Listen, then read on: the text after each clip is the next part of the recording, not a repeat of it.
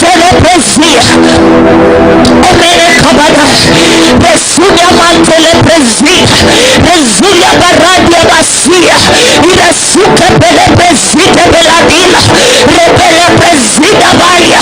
Arazu baladis. Irebele bezudia taya. Olikoze bedila. Rebele zudia tagila. Rebele brazude bela. Araba bozia dipilikidia. Resudia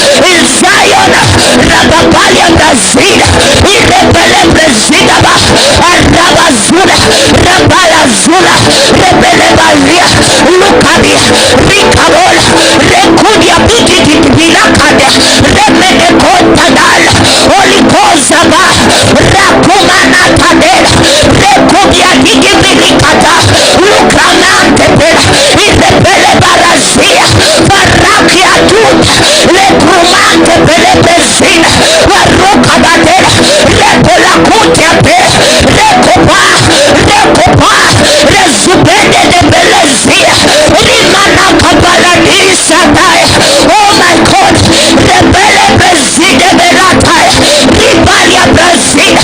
There is a hunger, there is a task that only Jesus, Rebele Preside, only Jesus, Rebele Preside, Rebana Balasuna, Rebedila Kaya, Rebele Preside Balasai, the ministry serve this evening, Rebele Preside, Rebelia Basina, Rebele Basuna, Rebele Badis, Ibeta, Reda Badia, Rebele Bella, Rebele Bella, Rebele Bella, oh my God, Rebedina, Rebedina Kai, oh, Manatati, Mizunia Mantele Preside, Ile Zubra Disata, Ribalia Braside Belezia, Ribala Zumene Katana.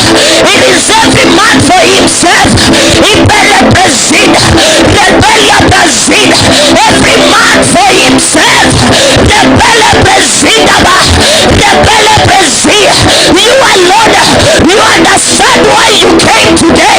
It is every man for himself. Rebele Badila Kuta, Rekubaba, Rekuba, Rebele Kadigidina, Irebelia Bazina, Rebele Zudebelata.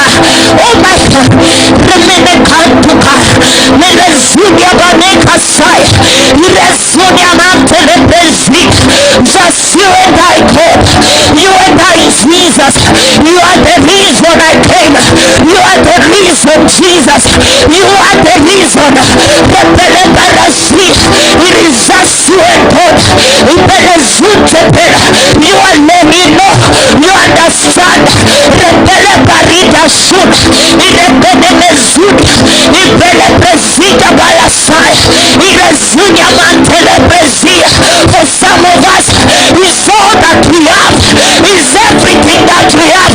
The air that we breathe and the meal that sustains us. Remene malasuda. Rebele mezida. Ibania.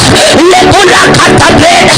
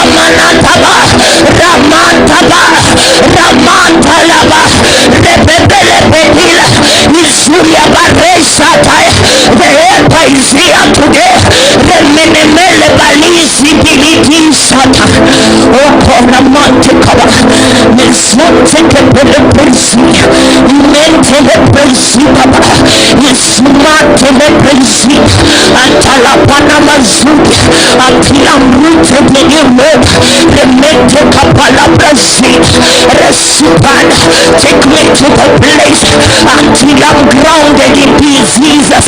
Ilazumene kapadis, ibele mazula pradisata, ilezunya mante leprezi, rizubana mata, lezunte kapa, yasuka pana mazula, ilesuke peleprezi, rasuka mante leprezi, resuka pai, resukeba, rekomanta la brazi, until I'm rooted, until I'm grounded in him.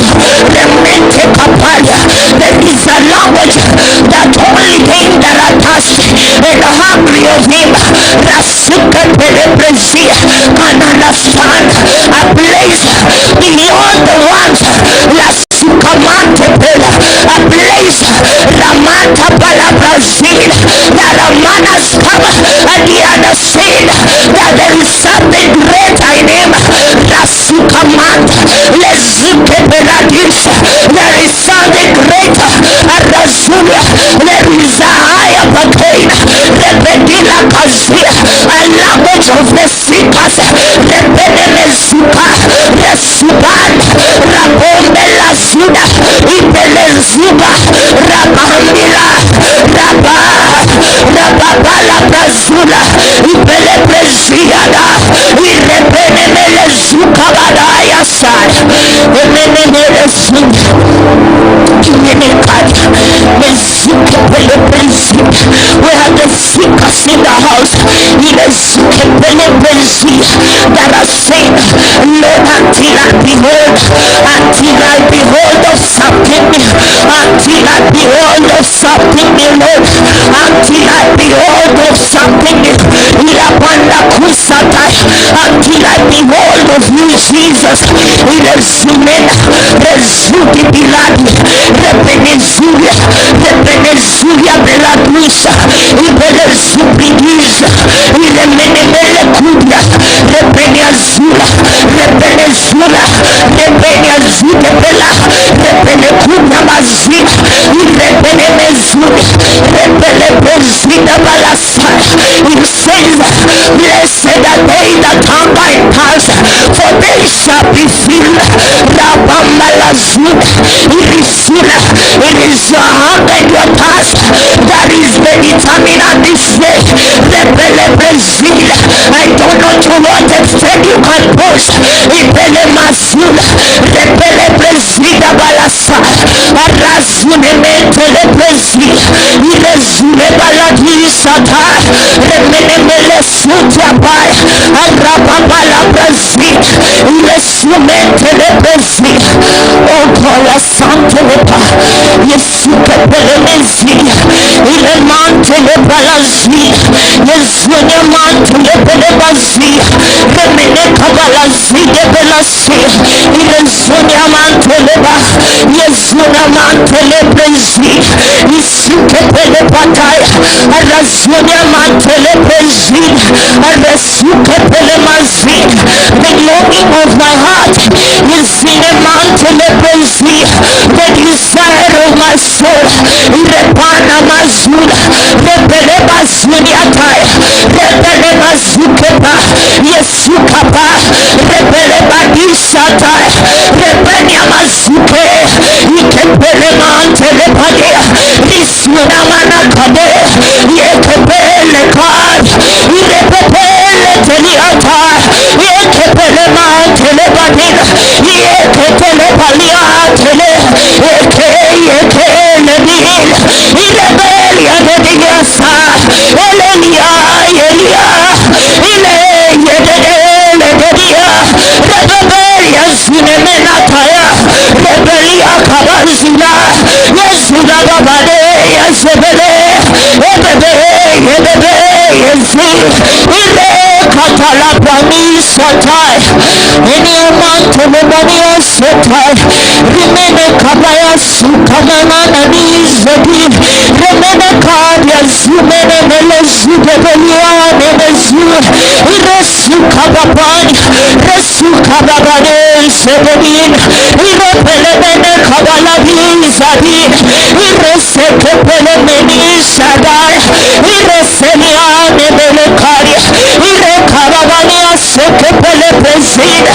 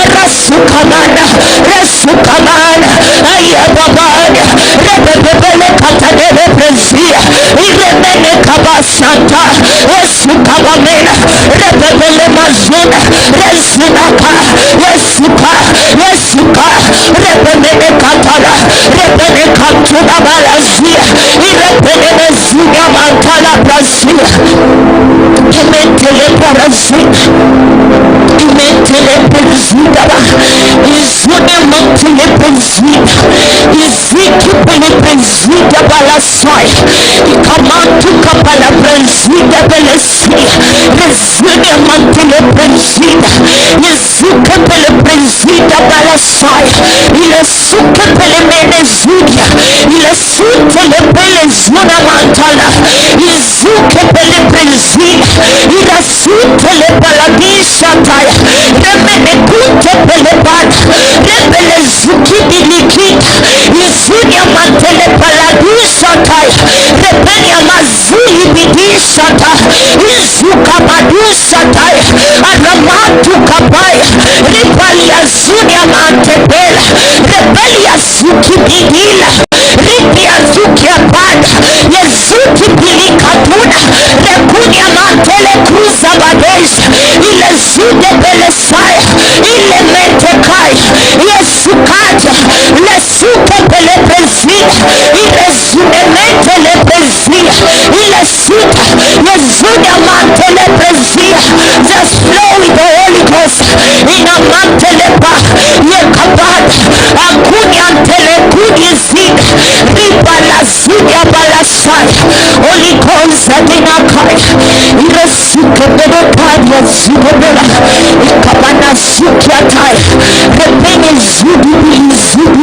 Sai, Arazute Belesitai, Inemene Sutai, Aramante Kebela, Ile Zuda Mandikai, Ile Zute Beleprezia, in the place of deep, Ile Zike Beleprezia, in the place of the deep, we tarry again this evening, Ibala Sukida, Rezunia Mante de Prezia, in the deep we tarry again, Ile Zuda Belesudia, Ile Sukamenta, Lezuda Balasutia, Lezuka Bamonsutai, in the Belesikatai, into the deep we go, Ila Panasula, Rakubia Zuda, Repelesutala, Repemenezulia, Repenishata, Rabuzala, Rabula Zulia Bulakata, Repelezulia Mantelebai, Irazuka Badishatai, Iremente Kabala Zulia, Iresuke Belepezia Tai, Rasuke Belepezia, Resunia Mantelepezia Bela, Rikabala Zadila, Yesune Mentelebai, Repamana Zula, Repelia Bazule Bebelis, Resukele Badina Matalia, Repene Mezuka Badesata, Arazune Mantelepezia, Iresukante Leprezida Balasai, Arazuke Belepredia Satai, Aramante Leprezia Sepon.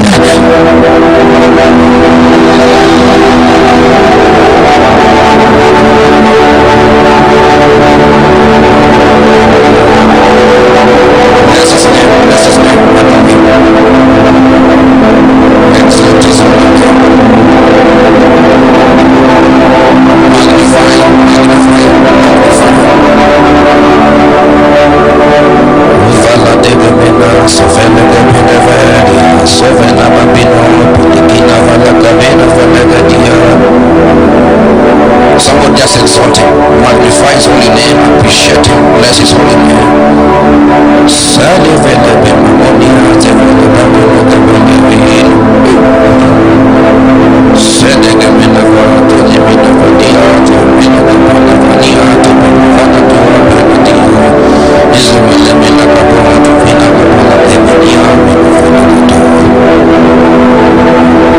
Jesus, we bless your name.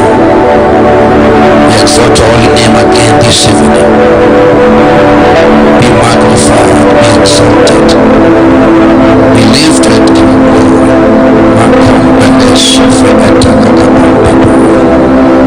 Be honored.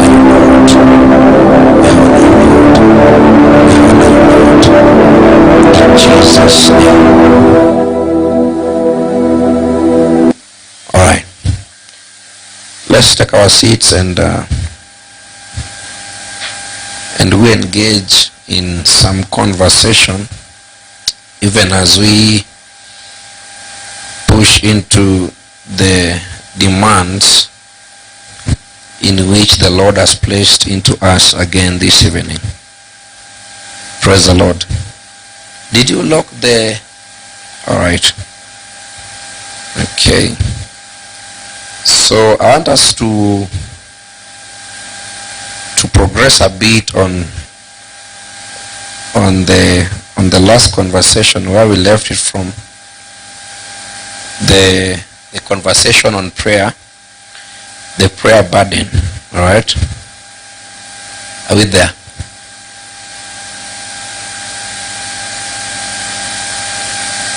Magenta, I'm not finding you. That prayer burden, we need to continue with it. All right.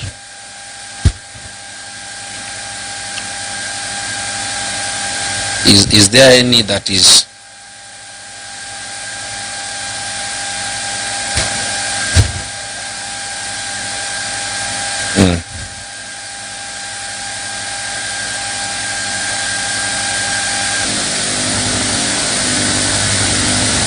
yours was Nini?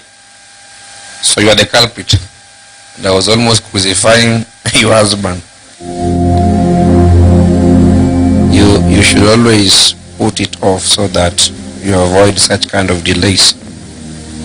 All right, let's continue with our conversation. Thank God for the grace that has enabled you people to pray and fast. So today we are in day 2 of our prayer, of our 21 days of prayer and fasting, and I believe it's taking as well. Unless if you are too tired to continue, if you are too tired to continue, we may exempt you. You can just lift hand and tell me, see, Apostle, my own diet can't allow me to continue. Now, just put even a doctor's name, we can consider you. If you know you cannot continue.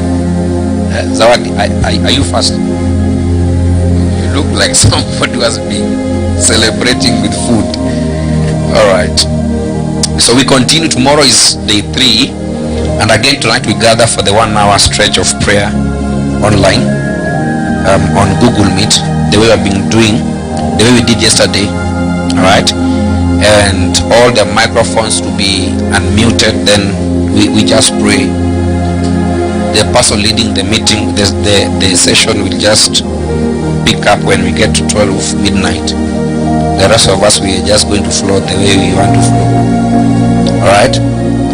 So let's continue. So we build up on where we left it from. So we have labored so much a bit on understanding the aspects in which the things of the spirit becomes more validated if a man goes in the place of prayer, based in the spirit, not of the spirit. So we have brought those two distinctions, that a man can pray or based of the spirit, or the things of the spirit, or based in. So these are in and of the spirit. And we actually analyzed that, or understood that these two may equally be important, right? But one stands the bigger space based on how validated that engagement can be. So the validation of an engagement is not just based on just doing it because you want to do it, but the validation also depends on the person that you are engaging. And in this case, the person was the Holy Spirit. So which means that if we begin to pray, and we pray in the Spirit, so in the Holy Spirit, all right? Now, the prayer we make in the Holy Spirit is the most fundamental prayer, because it will be best to know that if a man prays in the Spirit, they do less than they pray of the Spirit. Now, in the Spirit means that the host will take more engagement than you who has come there. So the Holy Spirit will engage you more and begin to initiate things more than you would have initiated if that thing was only by yourself. So if you do off, means that you enter the nature, not the person. But if you do in, you have engaged the person and not only the nature. it means that if you engage in, means that you have already applied the nature and the personal engagement. But if you do off, there is only the presence of the availability of the nature, but not the person. So you begin to pray in the spirit. The prayer in the spirit means that now you engage the person of the spirit, not the spiritual realm. It means that you already are in the spiritual realm. That's why you engage that person, because that person was found in the spiritual realm, not anywhere. So praying in means that now you are already in that realm of the spirit and you're engaging the person of the spirit. Now, why am I beginning this conversation from that point? Because sometimes we begin to lose our own balance based on how we want to engage in prayer. Now, it will interest to know that it is not only, wait a bit. It will interest to know that it's not only the aspect of a man praying to find answers or to find solution in the place of prayer, but there are a lot of things that happen when a man begins to pray. Now, some of these things, what forms part of this engagement is the countenance of this man that is always changed when this man enters the place of prayer. So what prayer does again to you, other than bring results, because sometimes, now results are not the fundamental that or byproduct that must come from the place of prayer. There are some byproducts that always comes, and but sometimes we are blinded to see these things. And the countenance of a man begin to change, because one of the things that this prayer will do to you is that it will alter your countenance. So the one people saw before climbing to the place of prayer is now different with the one people are seeing when they come out of the place of prayer. And that's why I say it is so important to do that prayer in the spirit, because if a man enters the realm of the spirit, in that sense they are already in the presence of God. It's like automatically down the presence of God. So in that case, it is so easier for the Holy Spirit to be able to give this man his own countenance, that to take after his own form. It is part of the things that begin to become as part of the effect. Those are the by effect that comes when a man begins to pray. So the countenance is always changed. It is not because you want it to change, but because of the atmosphere that you have entered into. The engagement will make sure that the countenance has to change. It is that environment that will make sure that the countenance of a man changes. So the more you stay in prayer, is the more the countenance keeps on changing. So there's a form of glory that begins to be part of you. It's like a garment that is placed upon you. Okay, let's do a scripture or two. We build up on this. Let's take which one? Okay, let's start with Luke 9. Luke 9:28. Let's begin just from 28, just to save on our time. Let's begin from verse 28 and 31. All right. Now it says, and it came to pass about 8 days after these sayings, he took Peter, John, and James, and went up into the mountain to pray. Right? I say to pray. He didn't go there to teach them, or he didn't go there to fast, or didn't go to sing or to sleep. He said they went there to pray. Now the thing you must notice in that verse 28, that there was separation. Now he didn't only have the 3 disciples with him, but he had all the disciples, which means that it was the 12 inclusive of them that were never counted in the 12. Now those include the women ministry that were also part of Jesus' ministry, all right, among other people that were part of this fellowship. So he chose 3, and he says, and he took so he stayed with the rest of them for 8 days. Though when 8 days now had passed, he now decided to take 3 and separate himself with them. He began to show something that is not teaching by mouth, but he's teaching that thing by his own lifestyle, or by his own action. And it began to put the demand of the need as to why separation is important when a man goes to the place of prayer. Now it is not only separated from people, but also things, which means that your phone becomes part of the thing that some of you need to separate from, because sometimes phone can become the hindrance in your concentration, the place of prayer. Because now, okay, now the fact that you separate doesn't mean that now because you you are too mean to share prayer. No, it's only that you need to focus. Now, okay, the sense that whereby God must be alone in that kind of a conversation. So it's only God. So when we separate, we go to the place that is only God. So we leave the abode of men and enter the place whereby it's only God. There's a conversation in that kind of a space. So our focus is unto him. Now do you know, even in that place whereby went, even the mountain where they went with the three of them, there's a point that came at one point, you have to leave them at one position and move still further.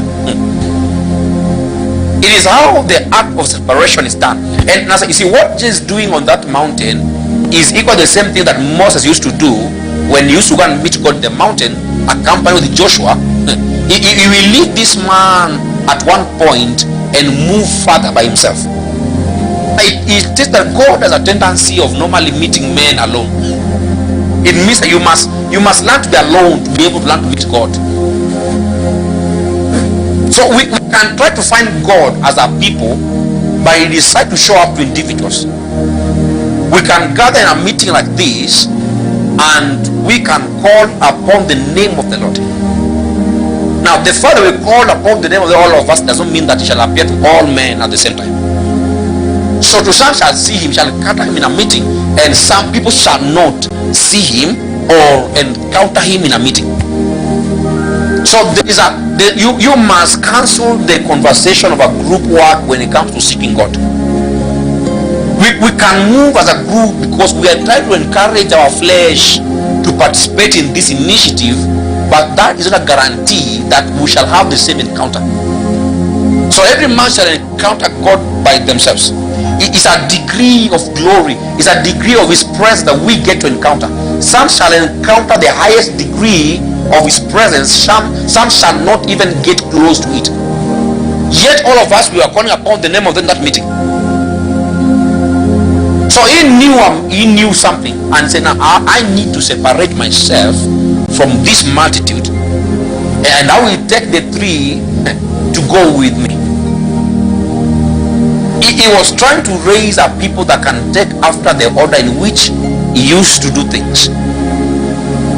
Now this concerning prayer, when it came to other fellowship, he used to invite all these men to his own space and say, let them come to me. When it came to seeking the face of the Lord, there was now every man now for himself. So he took a select people. Then he had to move them further to the mountain. And he says they went there to pray, which means that even these ones that he went with were not supposed to sleep. They were supposed to be praying. That was the order in which that operation was to be. So they were not to sleep. They were also engaged in that form of prayer, not to sleep. Means that anything that Jesus was doing and the people was going with, there was an expectation that they needed to do the same thing that he went to do in that place. So if Jesus went there to pray, they have to also to engage in that prayer. It was part of how the ministry of Jesus was formed. So now they have climbed the mountain, and the main essence as they go to the mountain was to pray and not to share any other thing. Right? Now the fact you must notice that they separated. So I need that separation to stick first of all into your mind.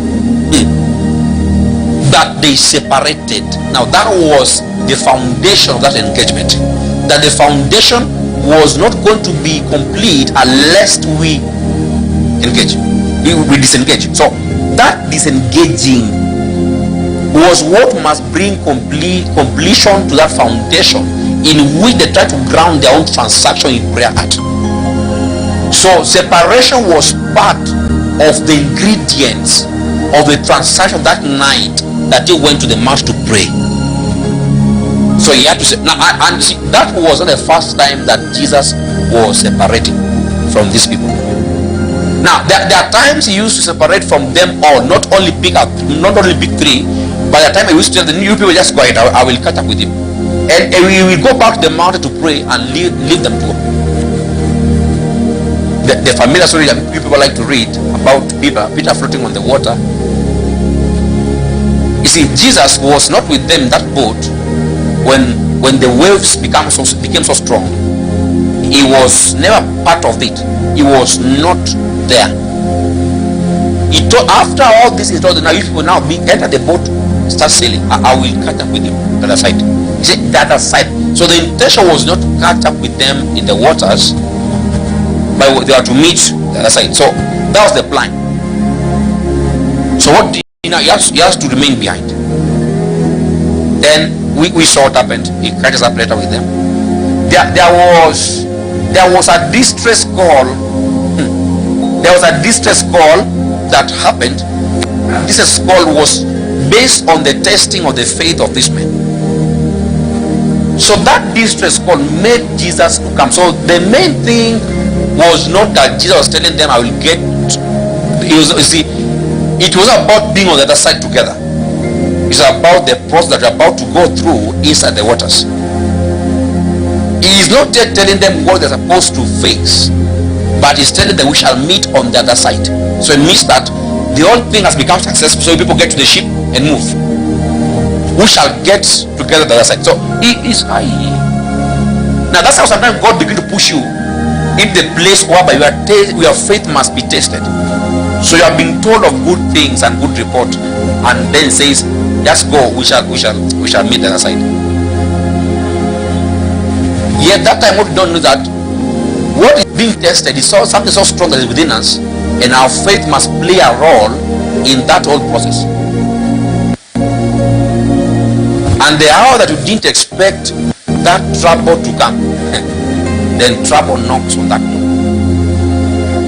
Now it was not see, if you are expecting trouble, the approach will have been different, with the trouble just appearing the way it came.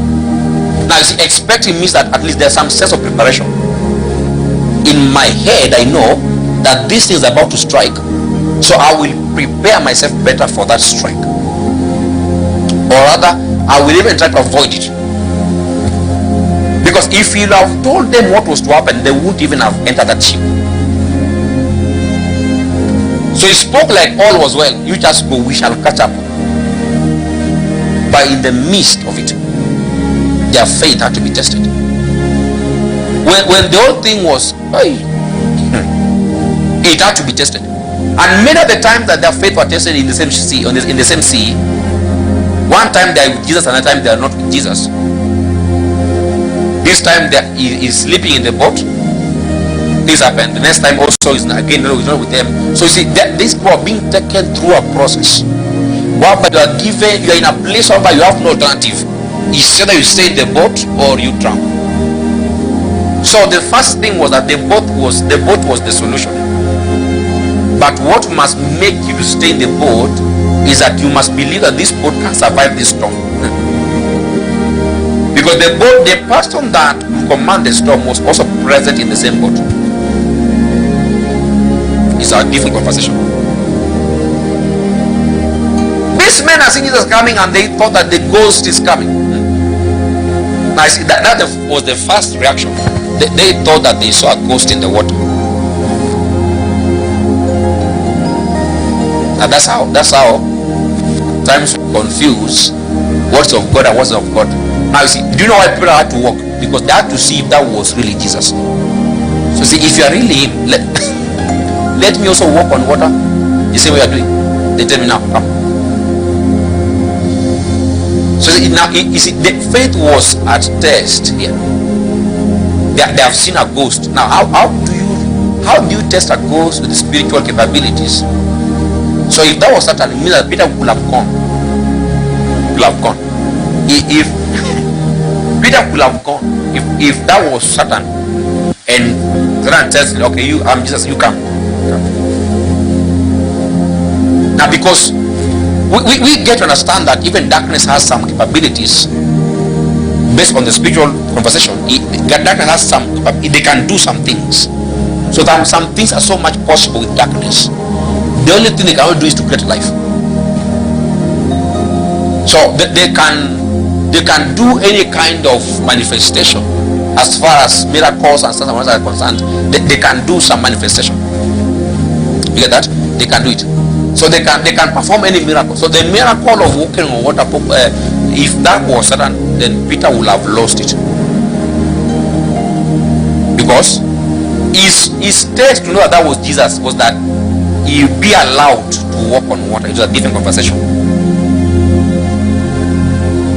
Now I've taken a detour to explain some things. So now they go back. So now they have now separated. Now they have gone to the mountain, and it was exclusively to pray. Alright?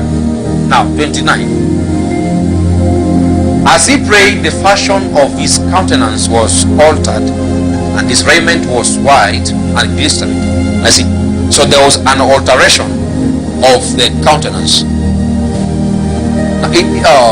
Now the alter aspect means that it was changed from what it used to be initially to what it was not. So what we saw as the order of the flesh, something came and we saw a different countenance that was not of the same realm of the flesh. Though this thing was a countenance that formed within a being of the flesh or within the flesh, but what we saw by manifestation was what manifest was not that which was of the flesh, but that which was of the spirit.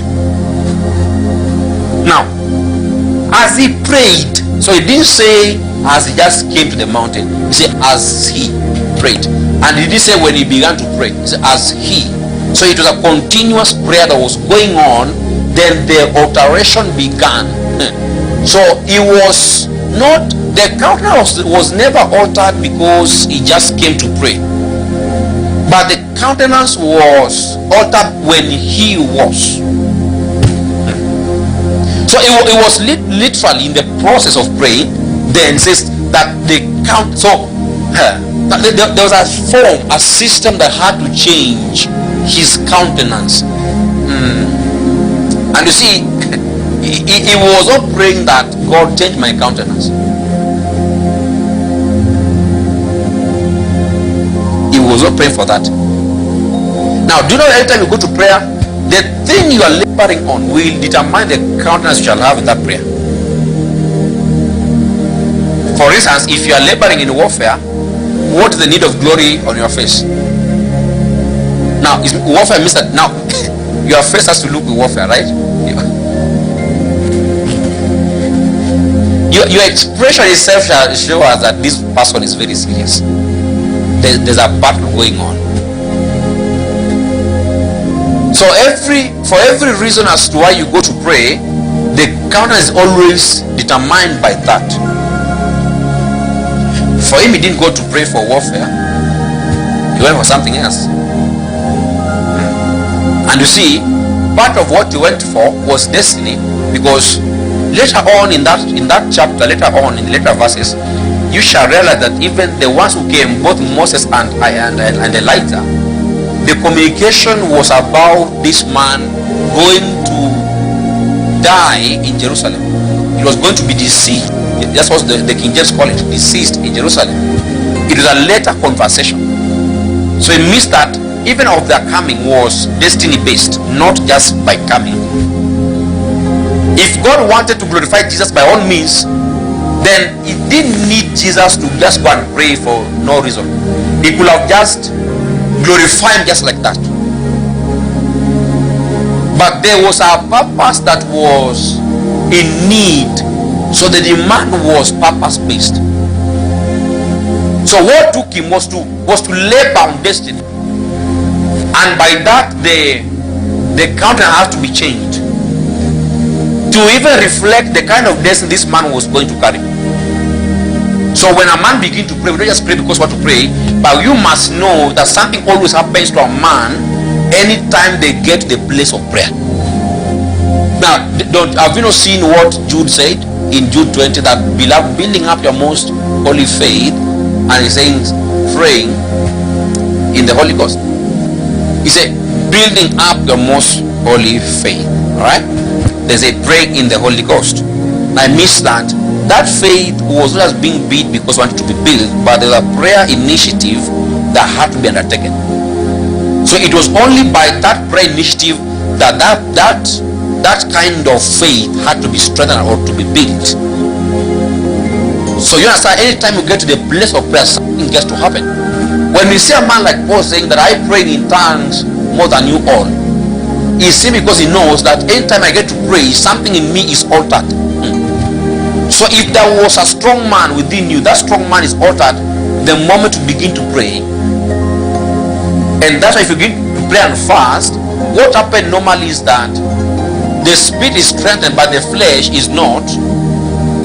So by the starvation of the flesh, there are proposals to the flesh.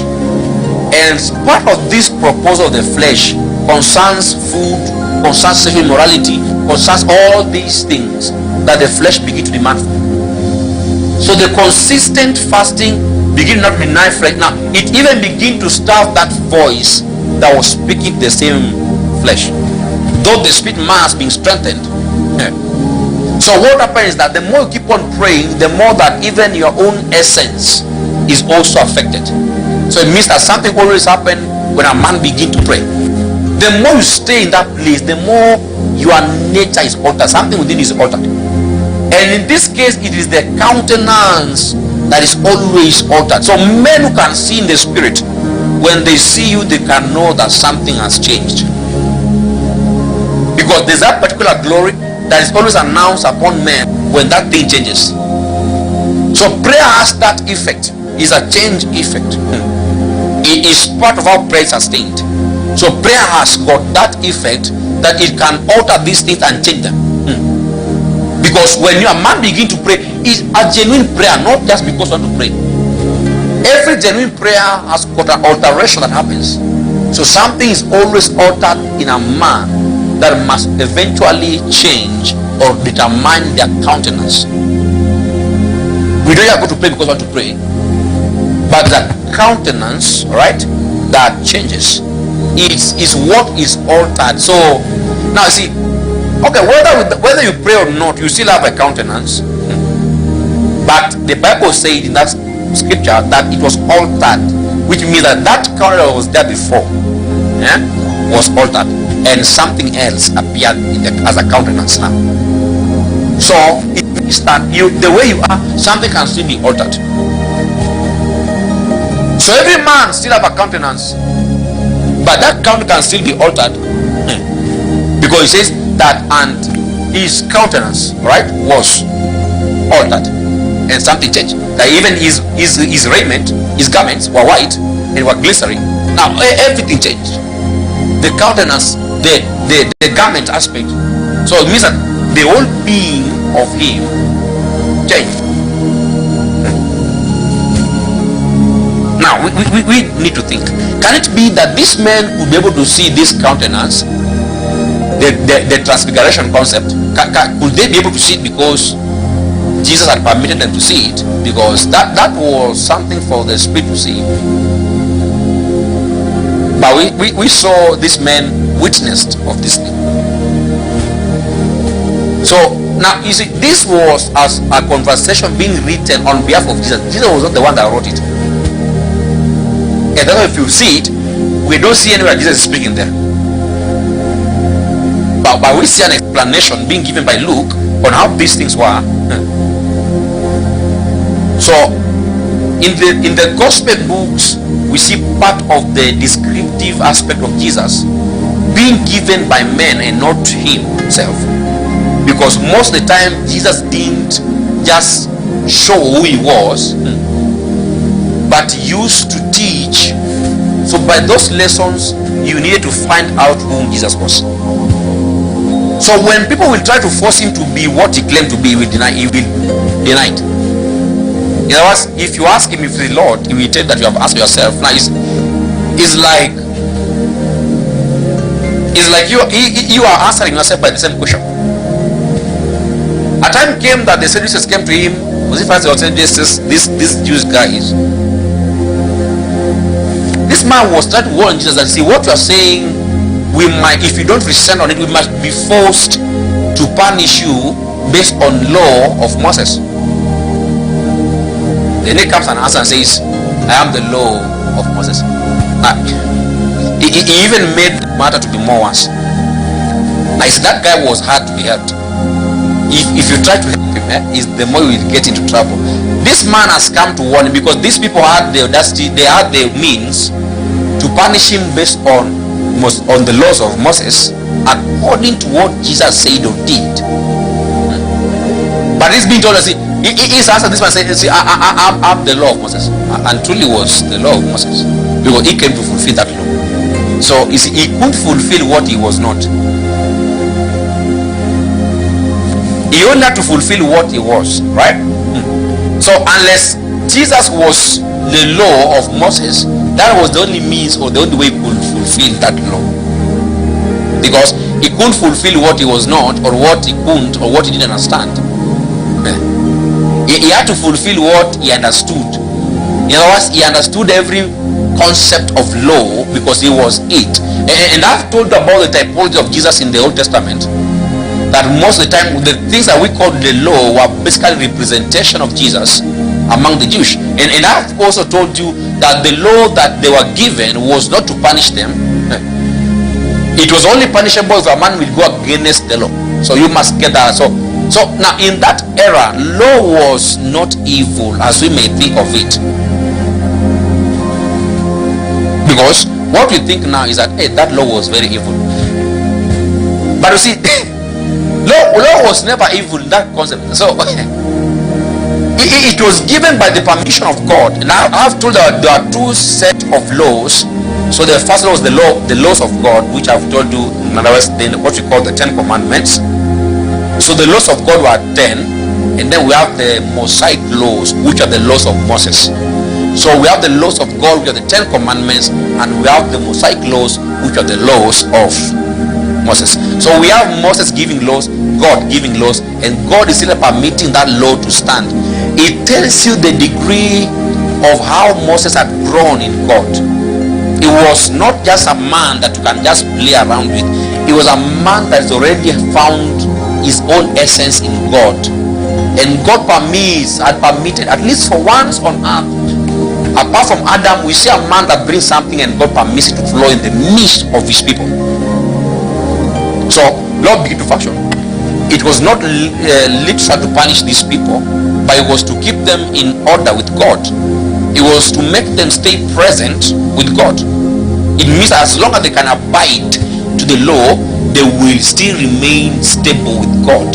So what could sustain God in the camp of these people is that they had to abide and follow this law. Now we saw the punishment that came by law, the repercussions.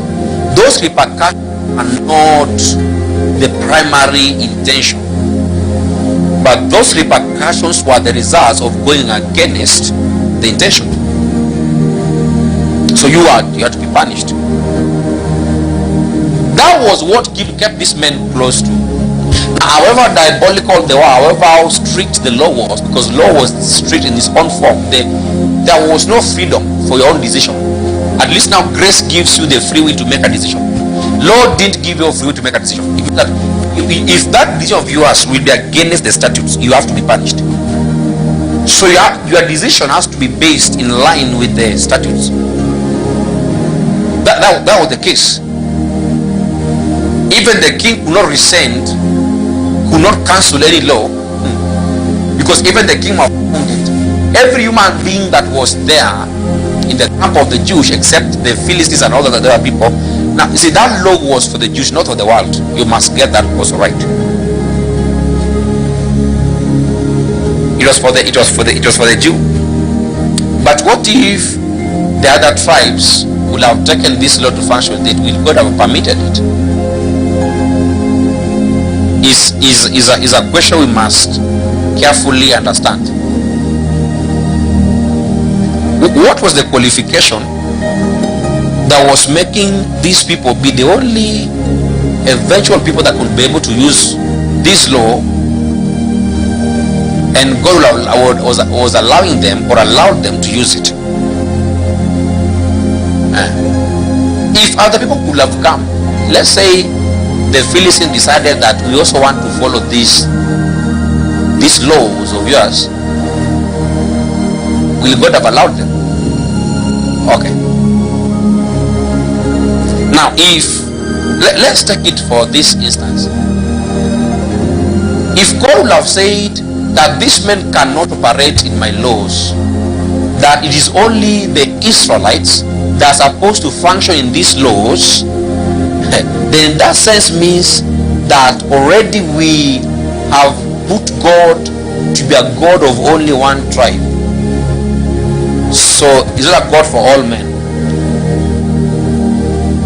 It's not a God for all men. Now that's how we could have put it.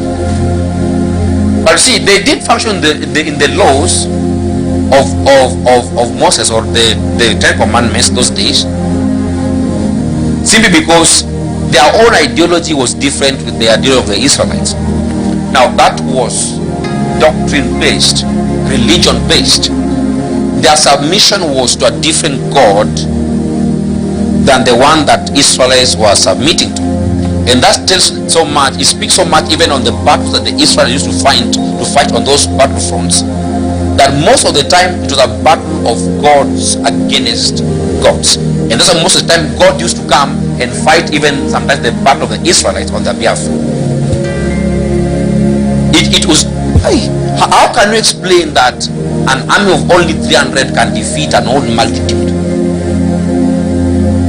If another power cannot assist them, how can they defeat those people?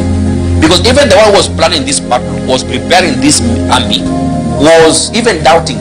The way God was reducing that number, he was even afraid to go to that war. So how can we explain that an army of 300 will defeat an whole 1,000 of them? It must take the assistance of God. As I'm telling you, it used to be a battle of deities.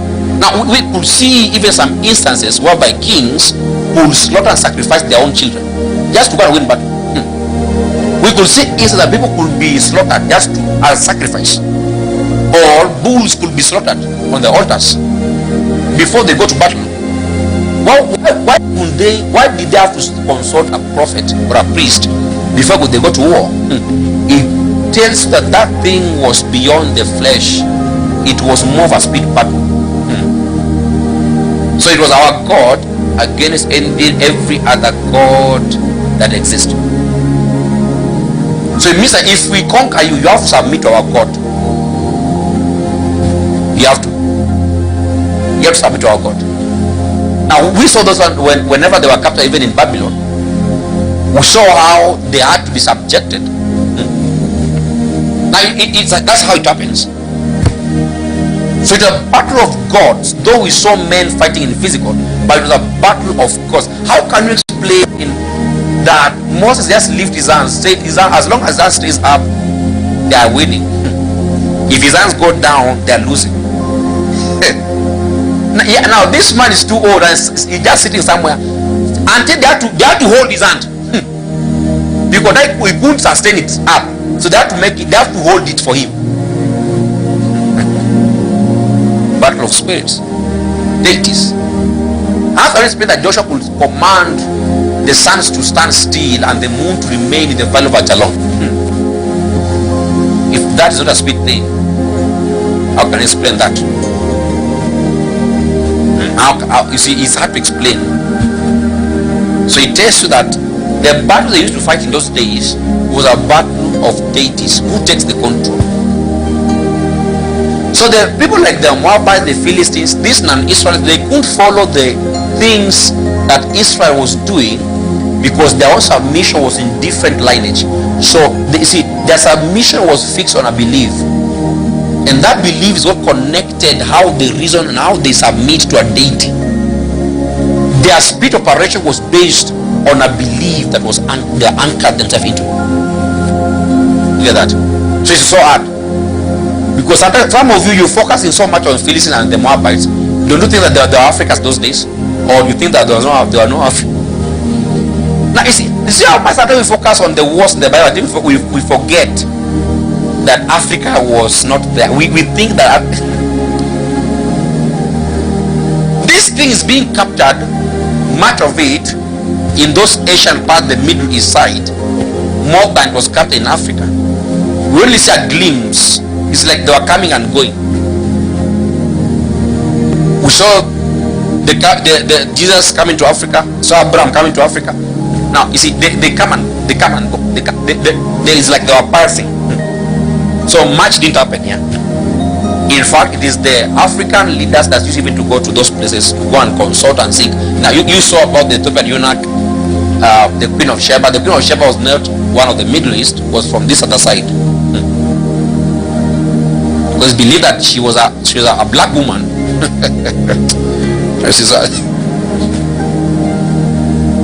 So Africa existed. Now some of you read Bible until you start looking down on Africa. We are very important for your information. We are very important. So stop looking down. We existed. It was only that for us, we were not following the God of Israel or the Philistine God. We were following our own ancestors. Our ancestors who died. Our deities. We had our own deities. Very powerful. You get it? Very powerful. Very powerful. Now you see, you can ask yourself, why is it that nowadays such things are not, the African tradition of this are not that powerful? You see, what powers deity is the extent of submission. So those days Africans used to submit, people used to submit so much to those things until Christianity invaded those spaces. So by that submission, more energy was grounded. And I've told you that even the realm of the spirit, your authority is also seen in how much you occupy or how much you control. It is not in the space concept but in the people concept. In the souls, how many souls do you own? So your strength shall be made known based on the souls you win. So now, okay, even now, what happened now in the different clusters of or different splinters of this occultic thing, or what called the worshipping Illuminati thing. Okay, let's not call it Illuminati. I know we love calling it Illuminati, but Illuminati is a bit different with this worshipping thing. But it looks like Illuminati, right? So we just call it Illuminati because it looks like Illuminati.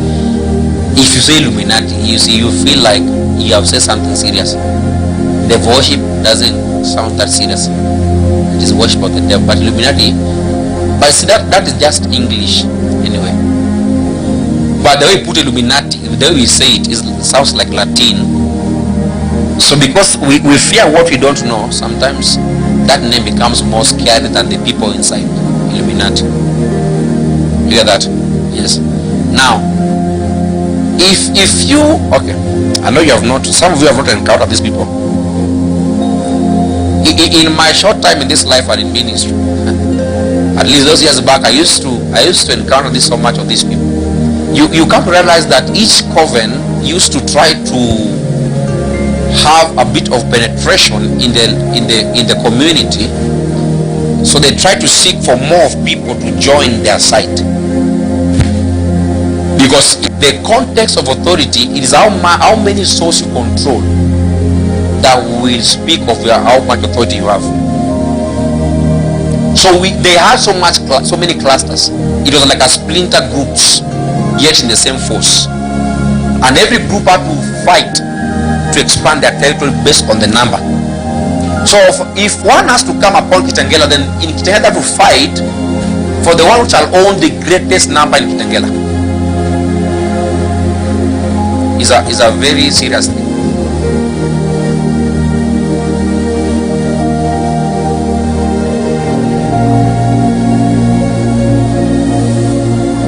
So that's why you find them in schools. They have to enter there in schools, in primary schools, in high schools. They're there even in university, but universities, those are university ones. They have now grown. The foundation is primary. I'm telling you, the children in primary schools, the recruitment going on there is so vast. But for them, you just give them sweets, they will abide. You see, for them, they will not be given access, because these ones have come to market themselves that you need to accept us. A small child cannot understand the degree of that decision. So what they do is they give what is appealing to the child. It can be biscuit or sweet. So by receiving it means that they've accepted where it came from and all his own things.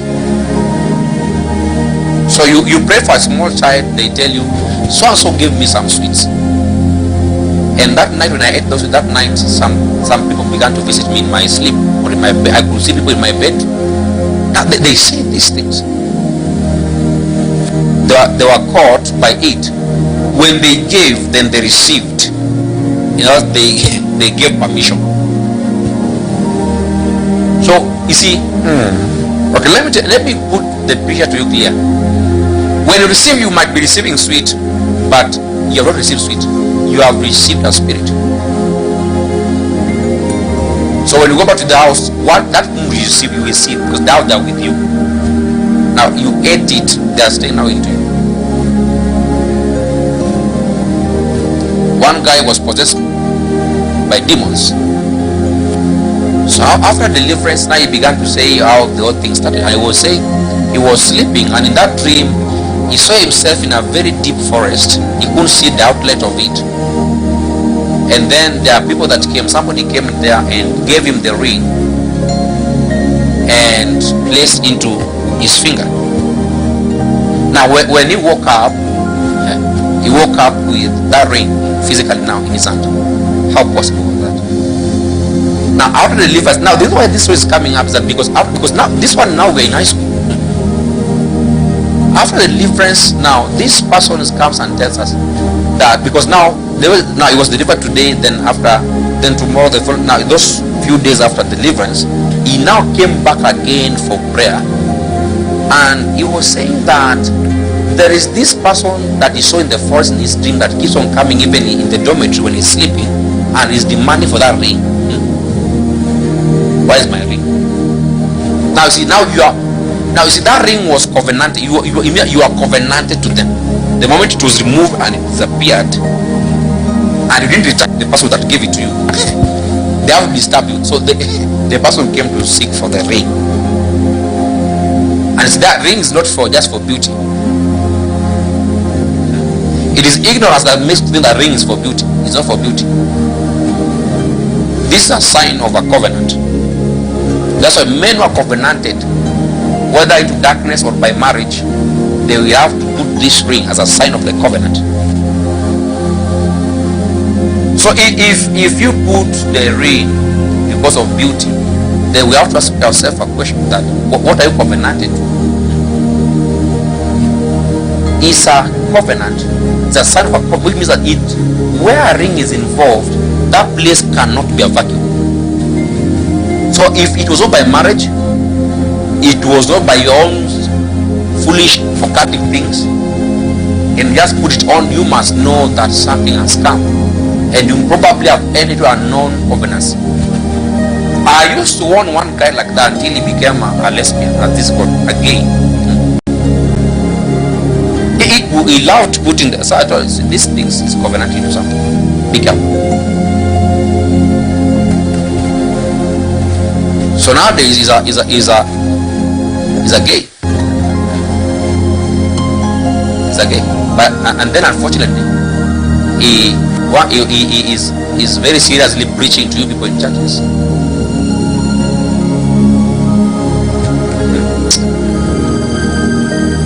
And see, he's not only the first one. There are so many gays preaching nowadays. Yeah. That's okay. There's a time this year I came and told people of a dream I was caught up into.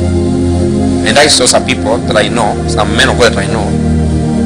And one of them was the portal in which the covenant was always being made. So anybody who come into their fold will have to sleep with that man.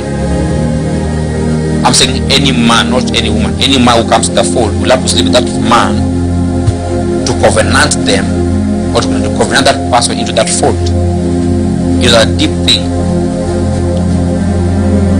A deep thing. So later on, some issues became up on social media about some body. I don't want to go into much of it because we shall begin to understand the one we are talking about. So I'm trying to be careful. Now the same person was in that fold. The one that now issues came now by all reality into the social media. You see, there are so many things that happens. You just rush to a man to lay hands on you, what they have transferred are homosexual spirits. You begin to desire the same sex person.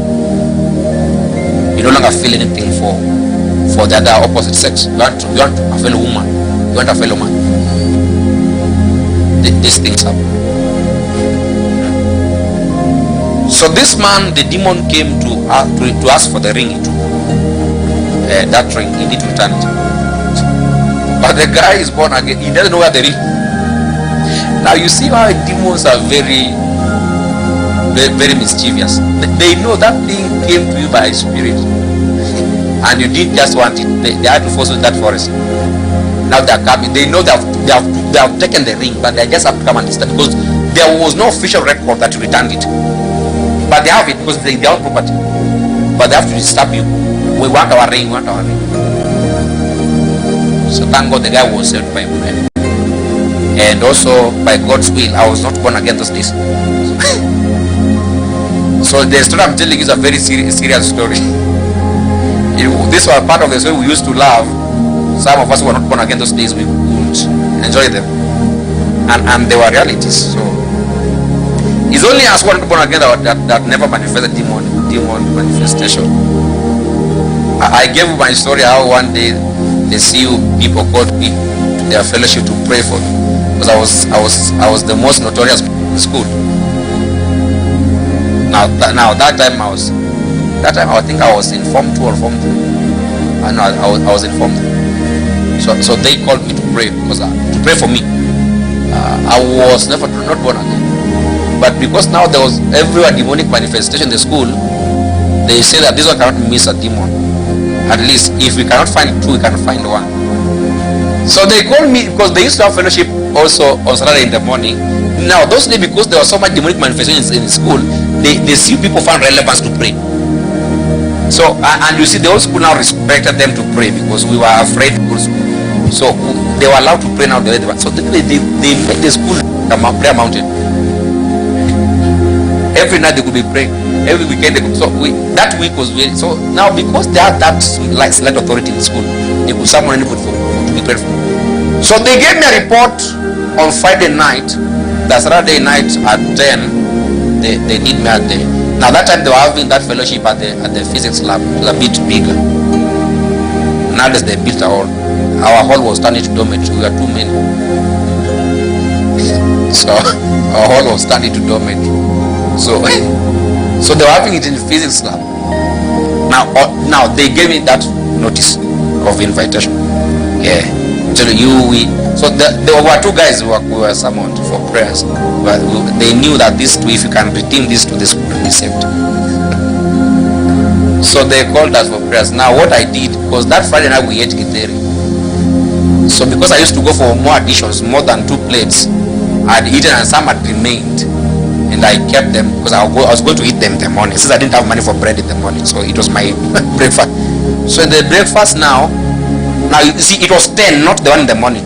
Hey. So in the morning, because they used to serve uji in the morning, and then that 10 they used to have tea. I didn't go for that tea. I took my uji that I kept. I've told you I used to go for more than 2. So I also had another more than 2 uji. So by 10, that uji, at least it was a bit cold now, very thick and heavy. So I took the cold uji and the cold githeri. Then I went for the CU prayers. I'm telling you, among us, the 2 of us who were summoned, it was my demon that didn't manifest. Mine was very strong. 8 ugali, 8 uji and githeri. I was very strong. They tried to push me. I was not falling down.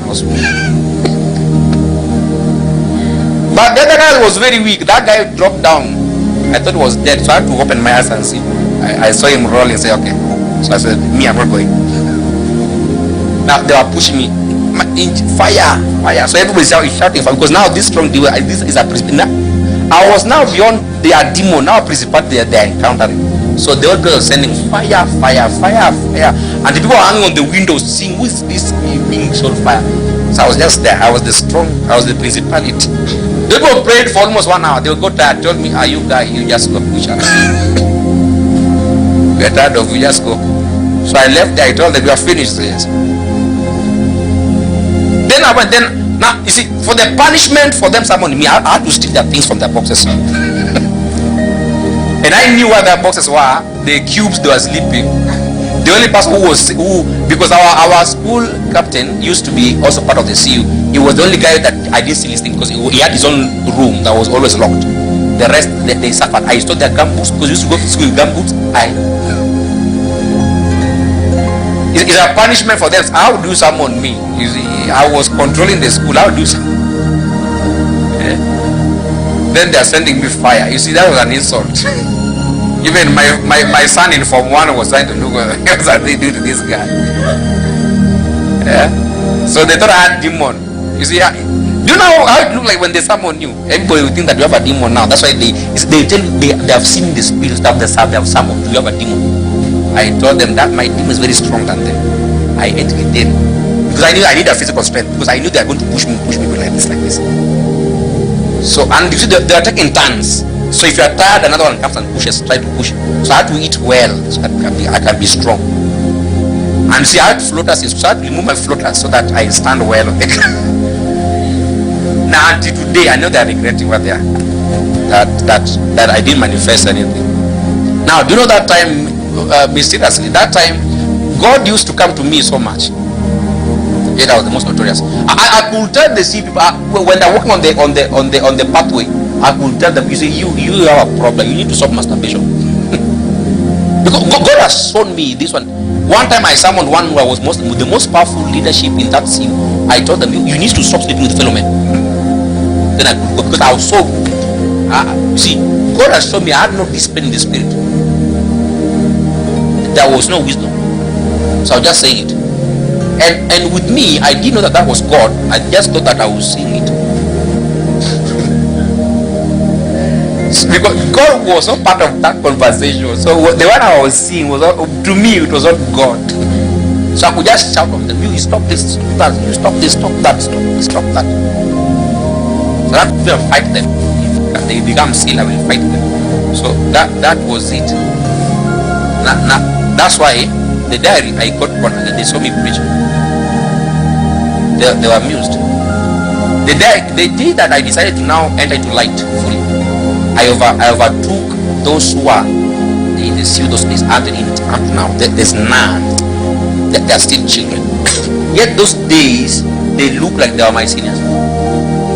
So we formed that team, a mission team that God told me to form, and majority of the seal people in the high school, they became part of this team. So they thought they could be able to control me because they saw me in my darkness. They didn't know that this man has gone with speed. He's not where he was. And some of them find it hard to submit, because how would you submit to a man that people used to look down on? Because he was in darkness. He was the most senior in school. And now they still have testimony. My chaplain in those years up to now still have testimony. When you see my face like this, knows I disturbed that man. I disturbed that man properly. I was everywhere. I was in every mistake. People sleeping at dawn preps, I will be that group. People doing what, I will be in that group. I was everywhere. So that guy, when they see me, the time we went to that former school to do weekend challenge, Jesus told, because I had prepared for that ministry. So Jesus came and told me, don't preach until you're prepared. Go and preach what I'm going to tell you. So when I went there, I found myself starting to tell them my story in that school. By the time I was done, people were weeping. They wanted Jesus. Now that was the message, that you can see it change. And the teachers were still there. Fortunately, I could even tell them that this teacher was like this, and this, I disturbed this one like this, this one. They were sitting there, and they had my record, because most of them had not been transferred. They were still there. They had my records, so I could tell them while they were sitting there during those services of the school, in the weekend challenge. They were sitting there, all of them. And that time there was a new deputy and a new principal who didn't know me those days. Now when they had my story, they said, this one, God helped us, we found he has gone. That was what the principal was telling me, because at least the deputy, at least the deputy was a bit born again more than the principal. So he called me to Jesus and said, hey, you have disturbed us. Thank God we didn't find you. Now, sometimes there's a thing, a process God is taking you into.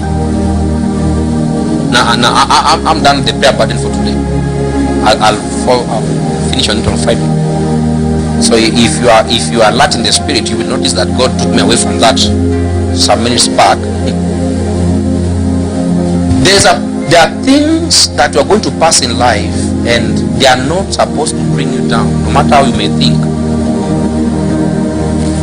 But there's supposed to be a report one day for somebody to see that God is still alive. Now, when I was going through those things, I didn't know that things would one day be right. My father separated with my mother. I'm in school. A boy who used to be so bright is now so stressed, doesn't speak anything. Now that was the time I even began to take alcohol. So I began to take alcohol in high school. So I had to clear my head. So the first time they gave me that alcohol, hey, they used to call it moonwalker. That guy gave me. I said, hey, Jesus, this thing can help me clear my head like this. So now I made it a tendency that every night I used to take moonwalker. And they will sneak and bring it in school. So I had one guy called Otiende. Otiende nowadays is in one theology school doing. Now you see how Jesus saves people. Otiende used to be my companion. The two of us used to go behind the dormitory at night doing preps. And because they brought that with that thing, just flash it quickly and go to class drunk every night. Me, I was drunk, Otiende was very stable. That guy, his body was not feeling alcohol. I could go back to class and begin to teach mathematics. I was balancing chemistry equation like nobody's business. People are wondering, this man, he doesn't love math, he doesn't love chemistry. What happened? I was teaching them what is not there. They were even trying to look for it in the book, it's not there. I even don't know what I was teaching. You get that? Now, so that was me. So they know when they saw me leaving the class, they will know this guy is coming to teach us mathematics when he comes back. So they knew. Now that was the lifestyle. I was so broken until I could find solace in alcohol. Now see how the devil can lie to you. Right? Now I don't want to go so much. There's so much. One day I will write my autograph, my biography autograph. That one. I'll write my life story. Yeah? I'm telling you, trust me, there are people that will borrow that who can act it in movies. It was so crazy. I have different episodes in school, outside school, everywhere. Even before school, even in primary. All these things. Because I've told you how when I was still young in primary, I was becoming a witch. So imagine if I become a witch in primary, by now I'll be a very superior witch. You get it? I'll becoming a fellowship like this, I confuse you all. You start dancing reggae in church. Now, you see, so my story is so long. So those days I used to go through those things in school, but I used to think that, and at that time, to me, God was still far away, yet He was so near. I didn't know that one day I will come back to the same institution and tell them the same things, and young boys will run to Jesus because of the same situation that they are in. That year the school was so good. It saw a new turn around in the school. The following year we had to go back. Then they played us. Then that's how they messed up. Now from that year, the school started to strike. They started to ban the school every year. In fact, it was every term they could ban the school, ban the school, ban the school. The way that used to move across secondary school, they used to ban school, people striking. Because that time we had the most notorious one in that year, the one we went to for the weekend challenge. When they saw the most notorious one giving the life to Jesus, even the chaplain was shocked. The day Peter was there because I told the baby was born again more than the president, so he used to be there. He was so shocked at this boy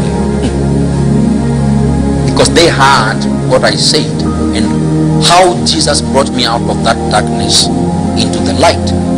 Some of you are in your own situation. You don't need to have the same experience as mine. That's what I'm telling you. Every experience is unique on their own. You get that?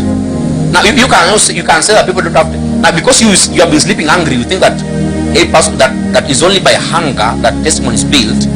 There's also one that is too much rich, has so much money, but there's one thing they're passing through that only God can save them. So the thing you are passing through, please don't compare with anybody. It is unique the way it is, and allow God to help you in that situation. Allow God. Sometimes it's so hard, we can feel broken. You can if you've ever been stressed or depressed, you can't answer what I'm saying. You can lose the taste of life. You can lose the reason why you need to eat. I didn't know that people could stay away from food because of stress until the days mine hit me. That day I understood. So food can just go like that. The taste of life can just go. You feel like you don't have to do anything. You don't know what to want. That's how life can push you. Things can happen. There are so many things happening. Now I've entered the corridors of the battle axe. So this God is taking us up. So what I'm saying now is already a deliverance that is happening. Even without the prayer itself. Those of us who are here, those who are online, it's a deliverance that doesn't happen. People are carrying heavy burdens, but they are silent. Men are dying of the things of the head. It's broken. Things are happening. There's so much. There's so much. Because now some of you can have what you're going to eat, but there are people that even what they're going to eat is not a big deal to them. Now what a big deal to them is how they're going to pay that rent, how they're going to sort out some few things. How there's so much. Until eating food is a large deal for them, they don't feel it. They want to sort out this thing. One time they locked my house those years, that single room. So I had to come and beg caretaker on the window of his shop. So again he closed with the shop. So he closed the shop, he closed the gate. I had no where to go to. So I had to trek back to where my friend lives.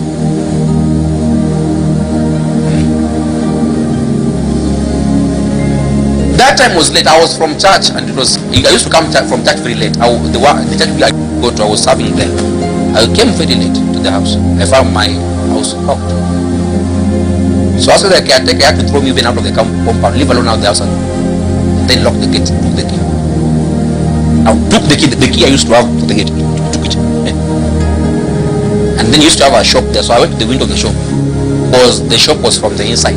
So the window was outside, so I had to also close the window of the shop. Now it was almost around 10 in the night, and where I was those days was very far. And sometimes moving from where I was to my friend's place, you are going to pass some wilderness. You don't know what you're going to meet there, whether people or animals. I went, and the time I went to beg, because now the first time has gone through, so I had to beg him.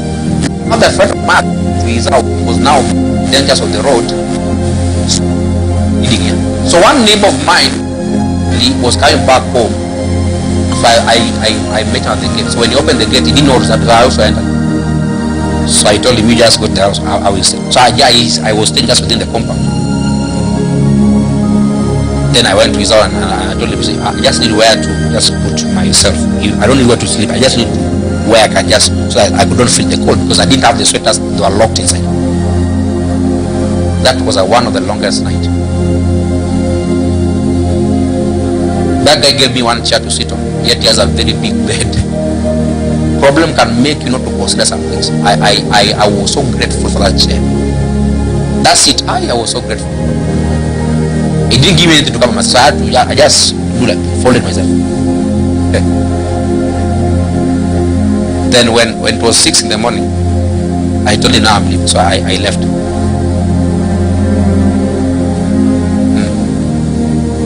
You can be in a situation that some things are laxity. Sleep is laxity. Food is laxity. Now, probably you're not in that situation, but you're in your own. Now, you see, that which you are in your own, you need to learn to invite God. I'm telling you, what used to give me strength those days was Jesus. Because that time I was already born again, I was on fire for God. So what was helping me was Jesus. I was on fire though broke. Was Jesus. That's the only one that used to help me. He used to help. You need to learn to invite Jesus in that thing you are into. That thing you call a crisis. See, one thing with me, I don't take any issue to be so light. Anything a man present to me about the need of my prayers, my advice, I don't take it so light. To my flesh, it may look so light, but to the one who carries it, he knows the pain, and that's why they have come. They are running. They are trying to run to God to help them remove the burden. They know the pain.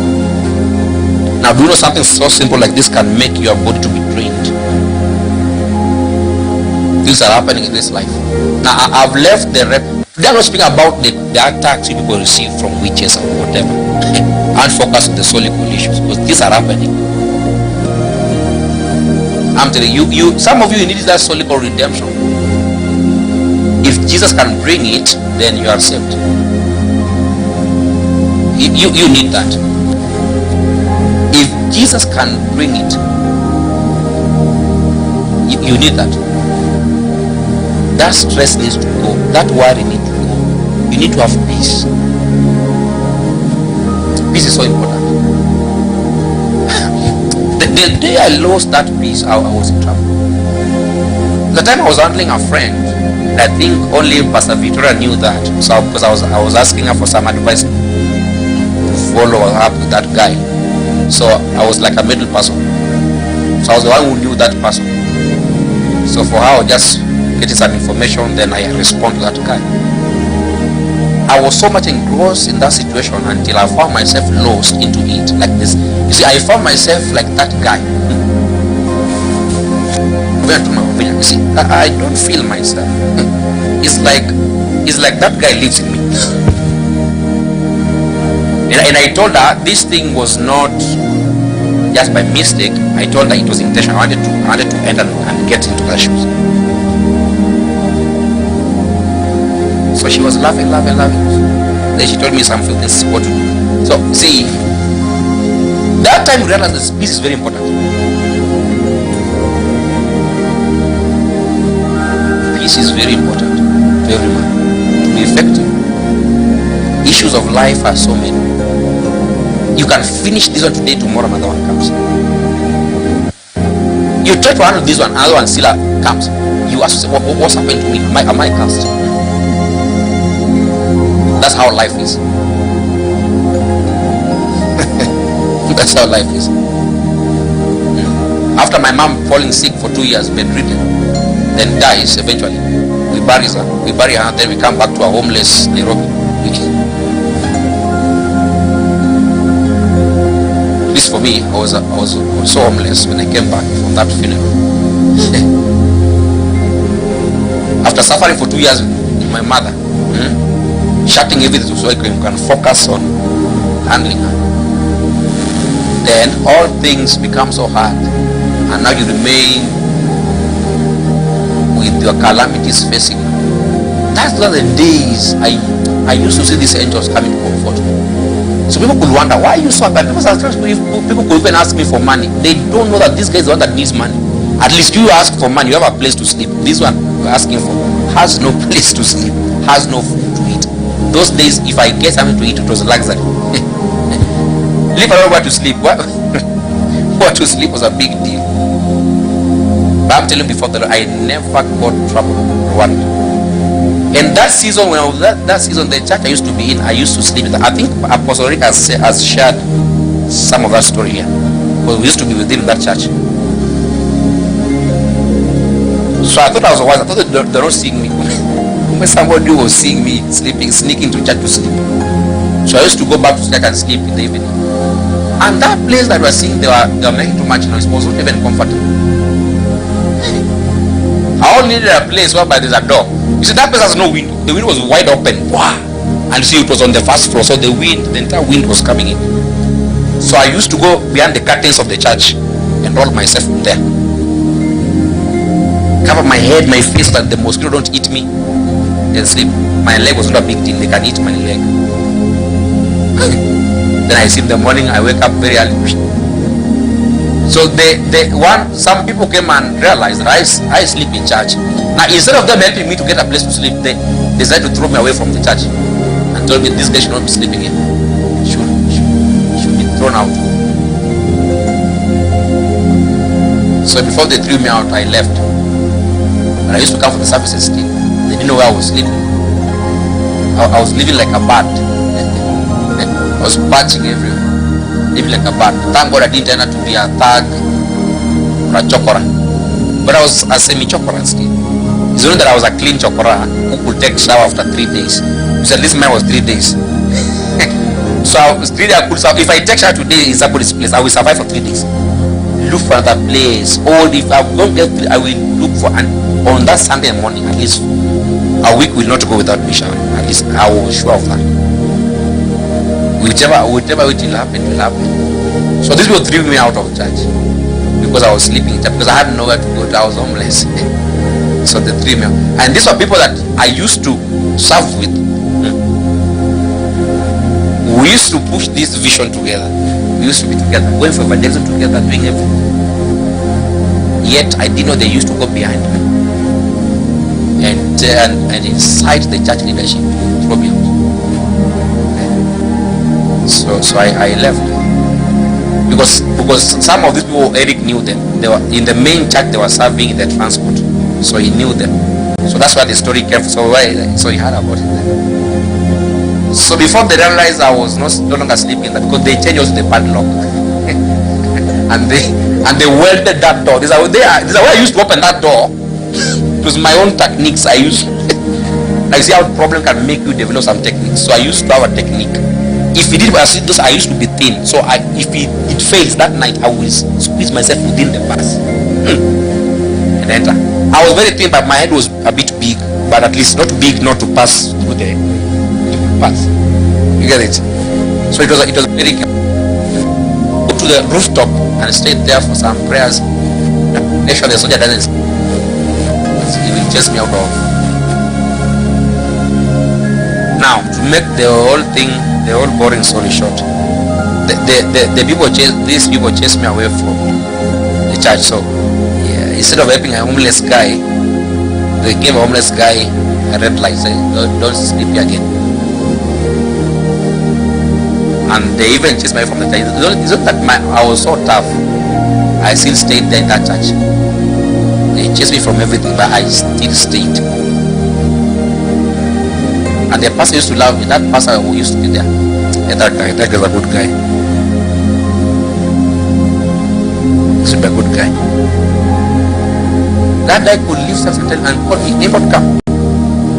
He got his wallet, removed some serious notes and hand them over to my hand. Now you see that man, until today I still pray for him. Though he's still in that church, that pastor. There are men who meet in this life and they touch a part that cannot be erased even with time. So after being chased away, that man helped me stay. And you see, when he comes to me, he will not tell me that he knows the whole thing that has happened. He will just behave like he doesn't know, so he can make me comfortable around him. He didn't know where I was going to sleep, because I used to tell him, I'm sorted. Yes, I had nothing. So he knew, so he could give me something for supper and at least for breakfast. And sometimes he'll give me that money and I'll again give it back to church as an offering. Plus tithe. So I was a suffering tough man. Broken but not.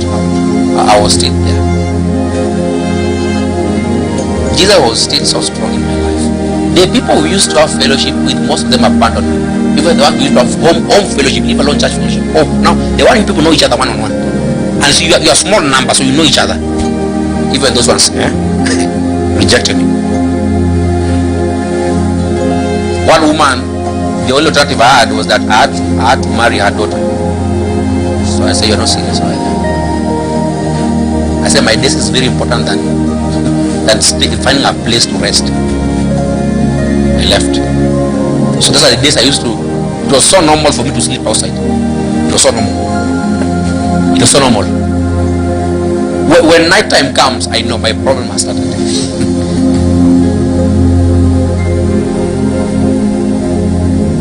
Now that was literally the life that was there. And the devil knows how to block you from things. How to block you from understand that there are people that can care about you. I'm telling you, I was a suffering strong man. The only thing I had was Jesus. I'm telling you before the Lord. Because my mother, whom I was at least holding on to, has gone. In fact, 2 years before she goes, we are already suffering. Now she's bedridden now. You can't go to hospital. You have to focus here. You have no money to employ the maid. You have no money to take her to hospital. If you take her to hospital, you have to do a rambe. When this woman was in hospital before she dies, the church denied us help. Yet they give it to the other person. And we went to the church to tell them, see, my mother is a serious member in this church, paying tithe, doing everything, committed. She is now bedridden, she can't do anything, and the hospital needs this amount. We have raised this amount, we are lacking this. We're not giving, we're chased away. When the same woman died that used to serve fervently, and even the day she fell sick so serious, the day that stroke hit her so hard, we were on our way to morning prayers with her, 5 a.m. We were going to take the bus, because there were church buses that used to come to our estate. We were on our way to go and take, the rain had fallen that night. It was very wet. That woman is about to climb the bus. Because as her son, she has told me, go ahead, enter the bus. So I did.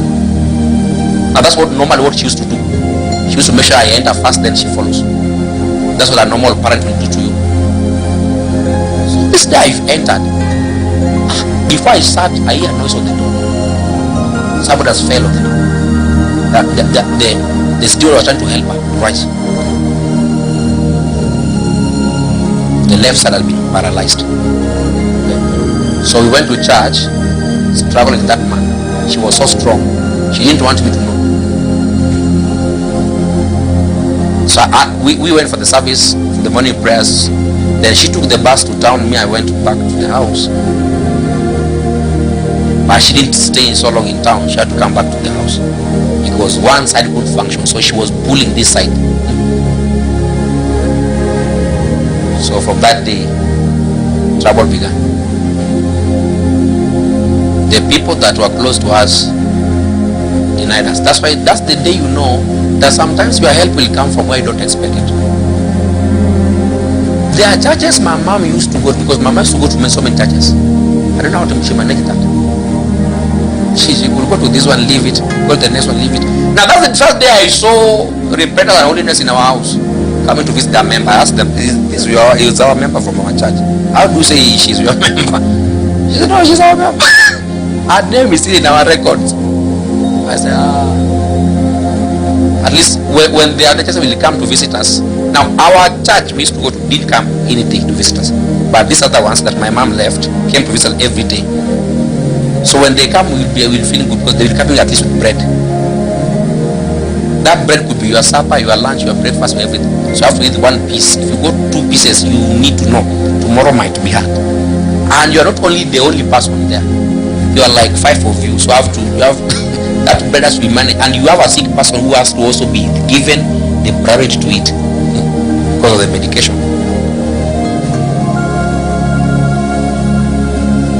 Now, the story is too long. One day I will be giving you that story. One day we shall just arrange for you to hear my story. I will tell you from beginning to end. I will tell you that story from my birth to where I am now. Then you will see why sometimes if I labor for Jesus the way I labor, it is not because of anything, not because of convenience. I know the price. I paid it. That's why I'm telling you, he was always there with me, comforting me that just go through it. You are sleeping angry, saying, hey, go through it. Because I did that. Even my own cousin, who was capable of feeding me and hosting me for a night. The following day in the morning, the wife showed me an attitude that I never went there until today. They had spread the mattress for me in the sitting room, so they allowed me to sleep there. Then in the morning, as I was still sleeping, people were stepping on my head while I was sleeping. So I was like, what's happening? Am I dreaming? Or now that's his life. So I opened that blanket. I see another leg is coming, so I have to escape. Now you see, there is like it was normal for them. So I just, now you see, they didn't need to tell me to wake up. I had to wake up. It was very early. So I woke up, did the beddings. So I asked them where to take shower. So he took shower, left. So until now, I don't know that I took breakfast or not, I don't remember. I was in so much hurry to leave that place. I said, though I have my problems, but not like this. I can die here. So I left. So until now, I've never returned there, but I always pray for them because they also before night. They took me away from God. But see, they didn't know that I had a problem. But the way I was looking, you can just know that this guy is suffering. So I used to wait. So my small brother used to give me hint on who has gone to the village and left their keys for the house to be looked. So I used to be that boy that used to stay in your house to keep it safe. So if you go for a trip, for work business, for visiting the village, so my brother will make me know. No, that I don't know those people. He was the one who knows them. He will tell them. Because for him was now living with his friends while he was going to school, or we sometimes also for him he used to sleep outside and have stories with the watchman till morning. Then in the morning we'll go to school with his uniform. But that was the life. So he could tell them to leave for him the keys, then he will give me the key, and I will stay in that house for like a day or two. Then the person will come back, I will depart and move to the next one. If there's nobody who has traveled, I have to stay outside. I would stay outside. So one time he invited me to where he was sleeping. It's a very small house. People are so many. So I told him, at least people are hosting you. Let's not be two burdens. Let's be one burden. At least they are hosting you. Once in a while they could eat food. Sometimes there was no food. They could eat and assume that it's not there. They could eat and wash their plates before the guy eats. So I told him, you do this, you just stay here and survive. Let me also go and look for the way to survive. God is with us all. Now among all my brothers, that's the brother I've suffered with. My younger brother. That's until today, when he asks me for any money, I give him quickly. Because I saw the way he was in high school to make his elder brother stay somewhere safe. Even compromising. So when he asks me for anything, it's easy for me to give him. Not just because, even if I don't have, I have to look for it. And once in a while, I go to his place, I take for him shop. No, that doesn't have, but I have to take it. Because the guy that remembered me in my wilderness. So he used to call me once in a while to check up. Now you see, that was the question, not even what have you eaten or how are you doing. No, because he knew that this guy has no place to sleep. But I told him, as long as you are somewhere, you stay there. Keep on pushing with school, get done with school, see what next. Yes, the life was so crazy. It was so crazy. If you have never been in a situation whereby people speak about you and you don't give a concentration, just know you are suffering. I've told I was eating in somebody's house. Then the wife will speak against literally when I'm listening. I'm not bothered, I'm focused on food. Because my problem was so big than the things she's saying. I was focusing on food. I was so broken. Sometimes I just sit down and I just find myself weeping when I remember those days. Though those days I used not to weep, I don't know how strong I was.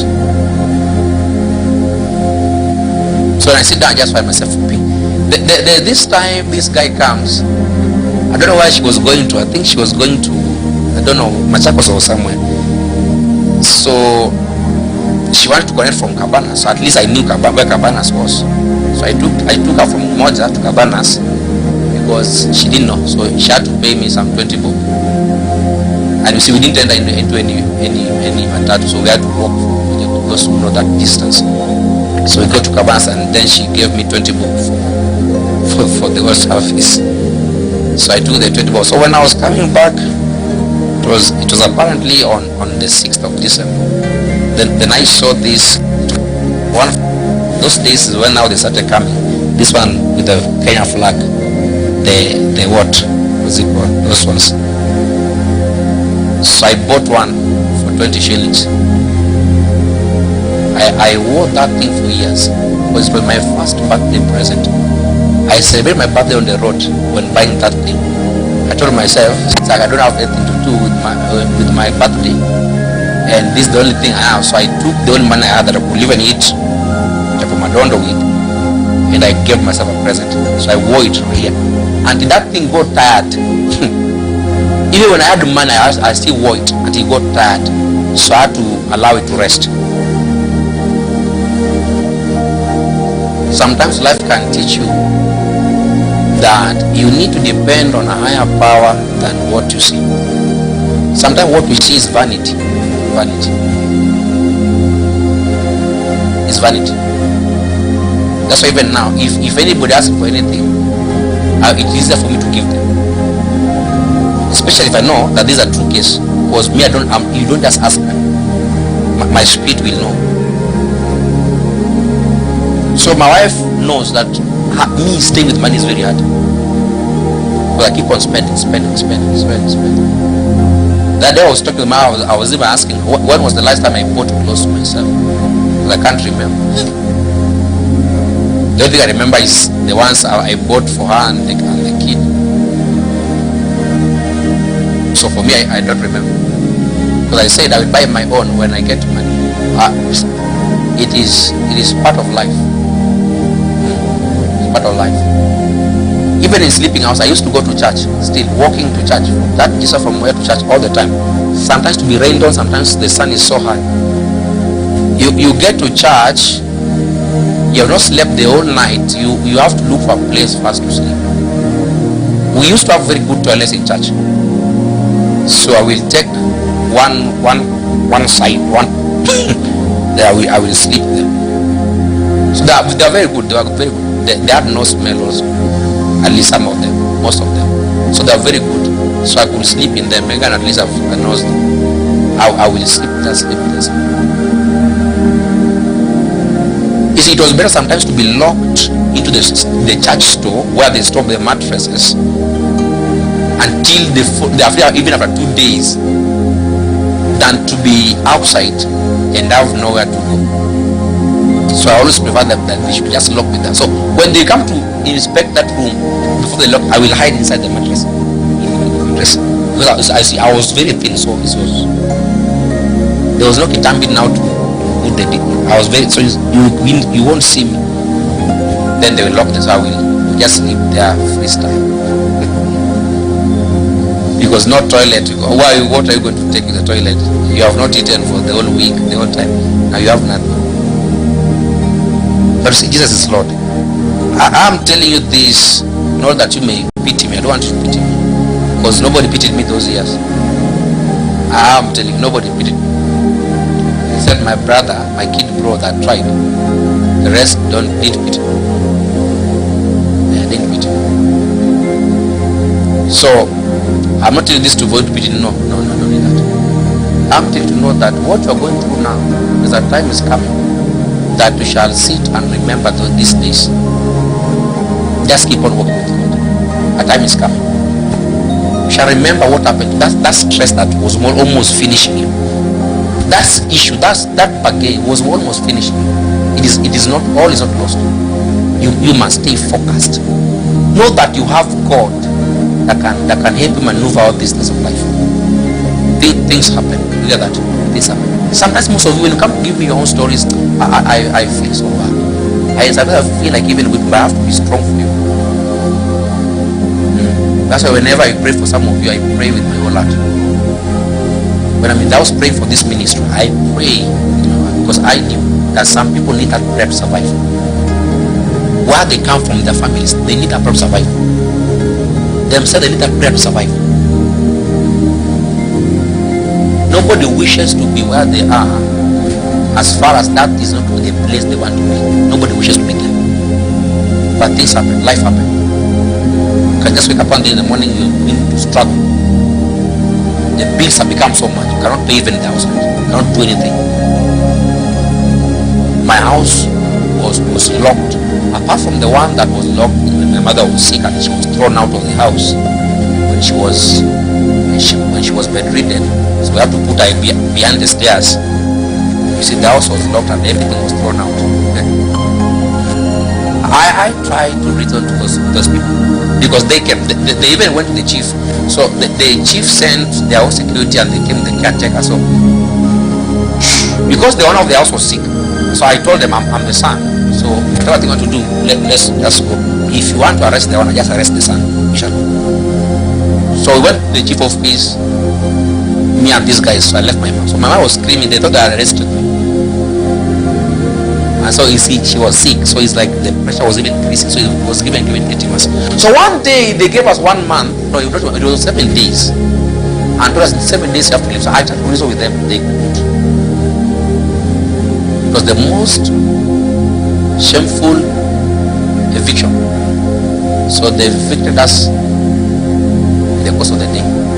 At night, so we didn't have anyone to take mom because we have nothing. So we had to put her, because we were staying on the ground floor. So on the stairs climbing, going up, we had to put her behind the stairs and cover every part so that the mosquito don't eat her.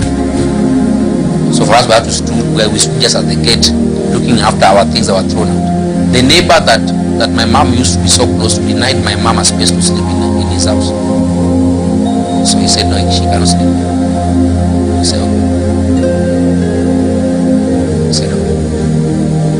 Now, apart from those scenarios, my house where I used to stay those years was locked twice. Now there are some instances where the house I stay with different others were locked, but now I'm telling you the one I used to pay the rent, and the rent was like 4,000. So the first one was locked. So I told them, take all the things, keep them. The guy get money and come and pay. Until now, I'm not gone there yet. I have money. The next one also the same thing happened. So I told them. Now this second one I told them, see, I'm going for some mission work in Kisumu. And I was going to, so I didn't have money. So because I didn't want to bring shame to Jesus, and those people, they knew I was born, I was even up. Now this second one, they knew I was a pastor, serious man. I told them I'm going for some mission work in Kisumu. So in Maseno. So take these things, keep them. I will look for money, pay you, then take my things. You get that? Until now, thank God, the things are still there. Oh, that last one, even the clothes of Esther, they were taken because she brought a big suitcase to keep there when she was staying in Kibra. So she told me, keep this one for me, I will come for it. So she didn't know that thing. So years later she comes and tells me, those clothes, I think we can give them to orphanages, we can distribute. She didn't know that. I told her those things, they were locked. I didn't have them. They are still there. I don't know whether they are still there to now. So those are years back. I don't know whether they are still there to now. Even the TV I used to love. There's one TV that I inherited from my mother. That TV, when I sleep outside, I'll make sure that TV is sleeping somewhere. That TV is very safe. Even if they will watch it, let them watch until the day I'm ready to take it. So when I'm ready to take it, I'll come and take it again, move it somewhere else. So until the day I go to my house, I used to stay on the floor. That television. Yeah, you came there. It used to stay on the floor. Yeah, a very serious TV. That was my property, my asset. So the guy, among all the things that pained me was that TV. And that TV was not also clear. It has issues. So the screen was a bit, instead of giving you the clear picture, it was giving like green. So you couldn't see things on the right picture, the right color. But I love that TV. So among all the things they do, that TV, and it was the TV with the kumbo, you get it, with the back side. You get that? Those TV with the back side, very long. When I used to carry it like, I used to hang it. It was very long. And I could walk with it, move it. So that is the only thing that paid me until today. You get that TV. But even if I pay them, where will I take that TV to? You get it? So things happen, right? Things happen. You don't need to give up. There is still God handling your case. And thank God you are being pastored by a man who has gone through what some of you are going through now. You are not losing it now, and you will not lose it now. Even if you want to lose it, let your faith stay away. I will put my faith for you. No, you cannot lose it now. That's why whenever I pray for somebody, they must feel the power of God come. Because this man is not mixed. Jesus is the only thing. So there's no mixed problem. If I come and pray, you will know God has come. You just feel what happens to your body. You just know God has come.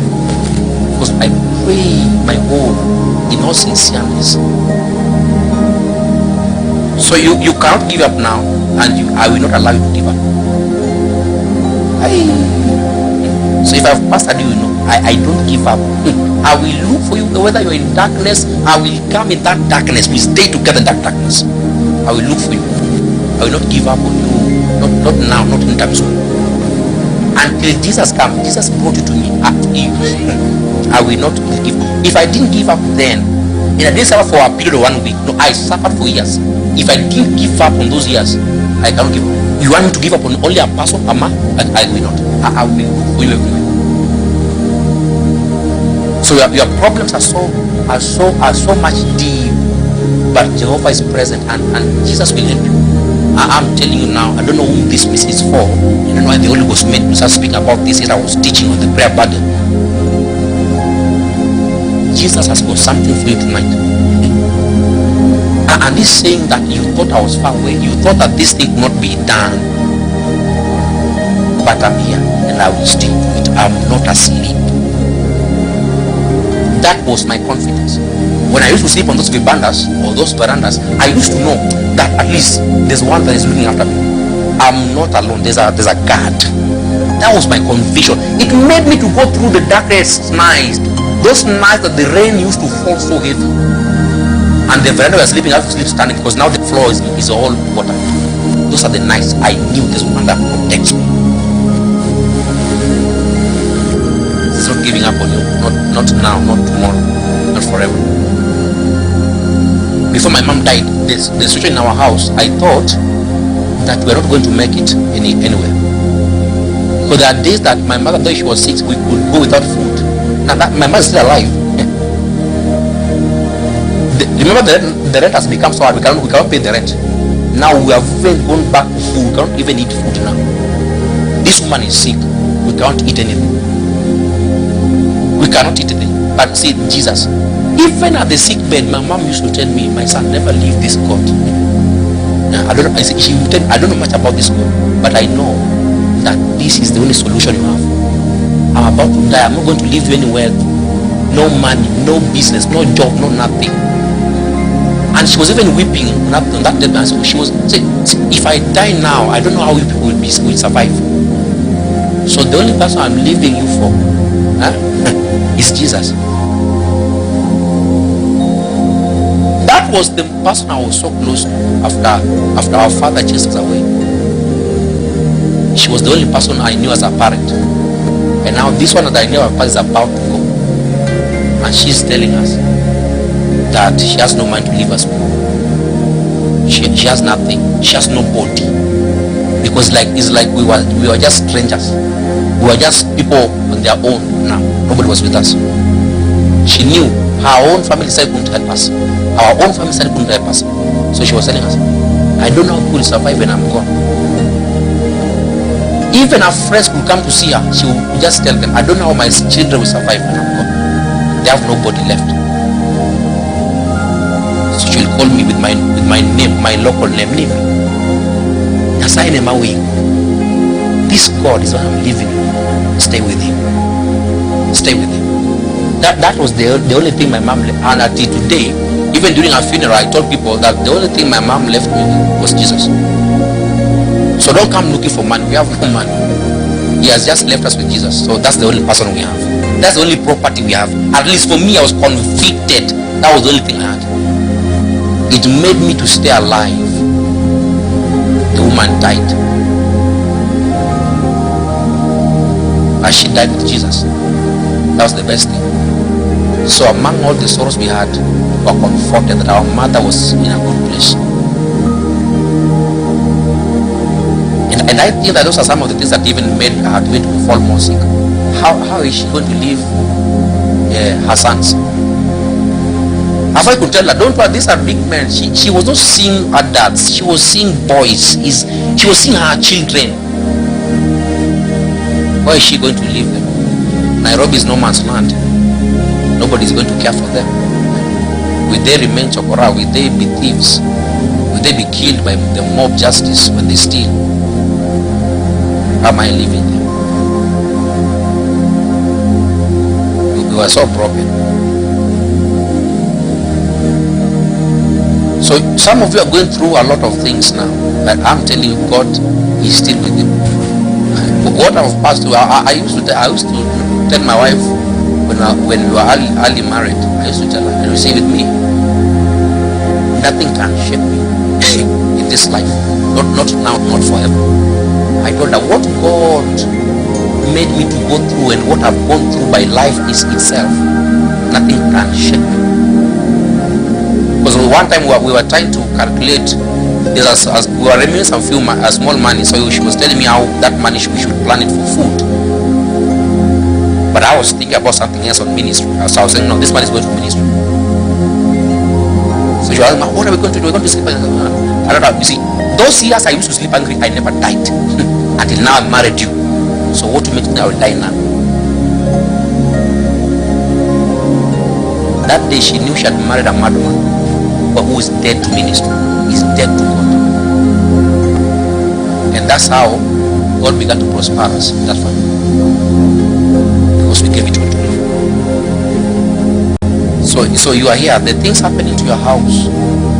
Because I told you we were so many in that house. So my mom is sick, she's sleeping in her room. And you see, it was one bedroom, very small, very small. It was very small. This church is so big. It was like you cut this one, then now balance all the rooms in this space. The toilet, the bedroom, the kitchen, the sitting room. It was a very small house. It didn't even have network, so you have to go to make phone call. It was so squeezed. So now so the sitting room used to divide. There are those who used to sleep on the chair, on the carpet, it was very crazy. It was very crazy. So however much squeezed life can be, or where you stay can be, you see, Jesus is still alive. Never give up. And for those of you who have food for today, don't look down upon those who don't have food for today. Life is a mystery. Life is a mystery. The people used to laugh on us back in the village and used to call us, you people are children of dog. They used to call my father dog. They used to say, you are a children of a dog. So what can the children of a dog turn into? Now they used to call my father dog. You see, in English it sounds good. In my vernacular it doesn't sound good. So they used to call us the children of dogs. I'm telling you how things change. Today, the ones they call dogs are somewhere. For them, they're nowhere. They're looking like birds. They have nowhere to watch. And among them, they had one boy whom the parents had separated, so he was staying with them. They used to mistreat that boy so much. Today, that boy is one of the CEOs in Nairobi. But the father eventually came back to look for him, and the father happened to be, by that time, now be helping. So it's like the father gave him all the wealth he had. So he like mysteriously like a drink. One of the guy told me that he said, what? And he was telling me how things have changed. I told him, just stay with God. Don't forget him. He told me, I've never been desired to meet him, because I used to be the person that used to help him even more those years in the village. When they'll beat him because of food, when they throw him out, chase him away, he will come. I will take him to our sugar cane plantation. We go and eat sugar cane until the whole day. Those have built the village where the sugar cane plantation. You see, our area has got so much sugar cane. We plant sugar. So if you eat one full or even two, I'm telling you, you don't desire any food. You are full. That is like breakfast, lunch, supper. Then you carry one for the night, just in case the hunger knocks the door. You know where the other one is. You will sit down and you see, you don't break it. No, you eat it is full, bit by bit until it's finished. So that's how you used to survive. So until now, I'm not going to. I did tell him that, you see, you guys, I stood with you. Can you send me some good money? No, the guy is so stinking rich right now. We talked on the phone. I detailed his number. I said, you now focus now on your life. Your destiny has changed. Focus. So I thank God for him then. So I think my kid brother is the one that's still communicating with him. Me, I stopped out of hand. I told him, now you stay with God, focus in life. So I gave his number, so that you may not think that I want his money. What Jesus has given me and is still giving me is enough. Clear that is enough. What you are going through now and what your family is going through may not look like you have a redemption coming. You may look like you're so stuck. That's how we used to see things. It's like you have no help coming. You have no hope. People are just looking down on you. Things are tough. Even you yourself don't know what will happen next. Your parents are like that, or your parents like that. You don't know what will happen to you next. Things are so stuck. You don't know. You want to hustle, you don't know. You see this Jesus. See, I really feel like crying now, but I'm trying to hold it. That's why I stopped. I am stopping just to laugh a bit, because the tears are just near. There are things that the administration that when I do them, I find myself weeping. Those are the only things that when I remember, I weep. My wife knows I don't cry. I only cry when God makes me to cry, or when I remember those things. One day in the house, I cried like a child. When we married, my wife was wondering, you never cry. What was that?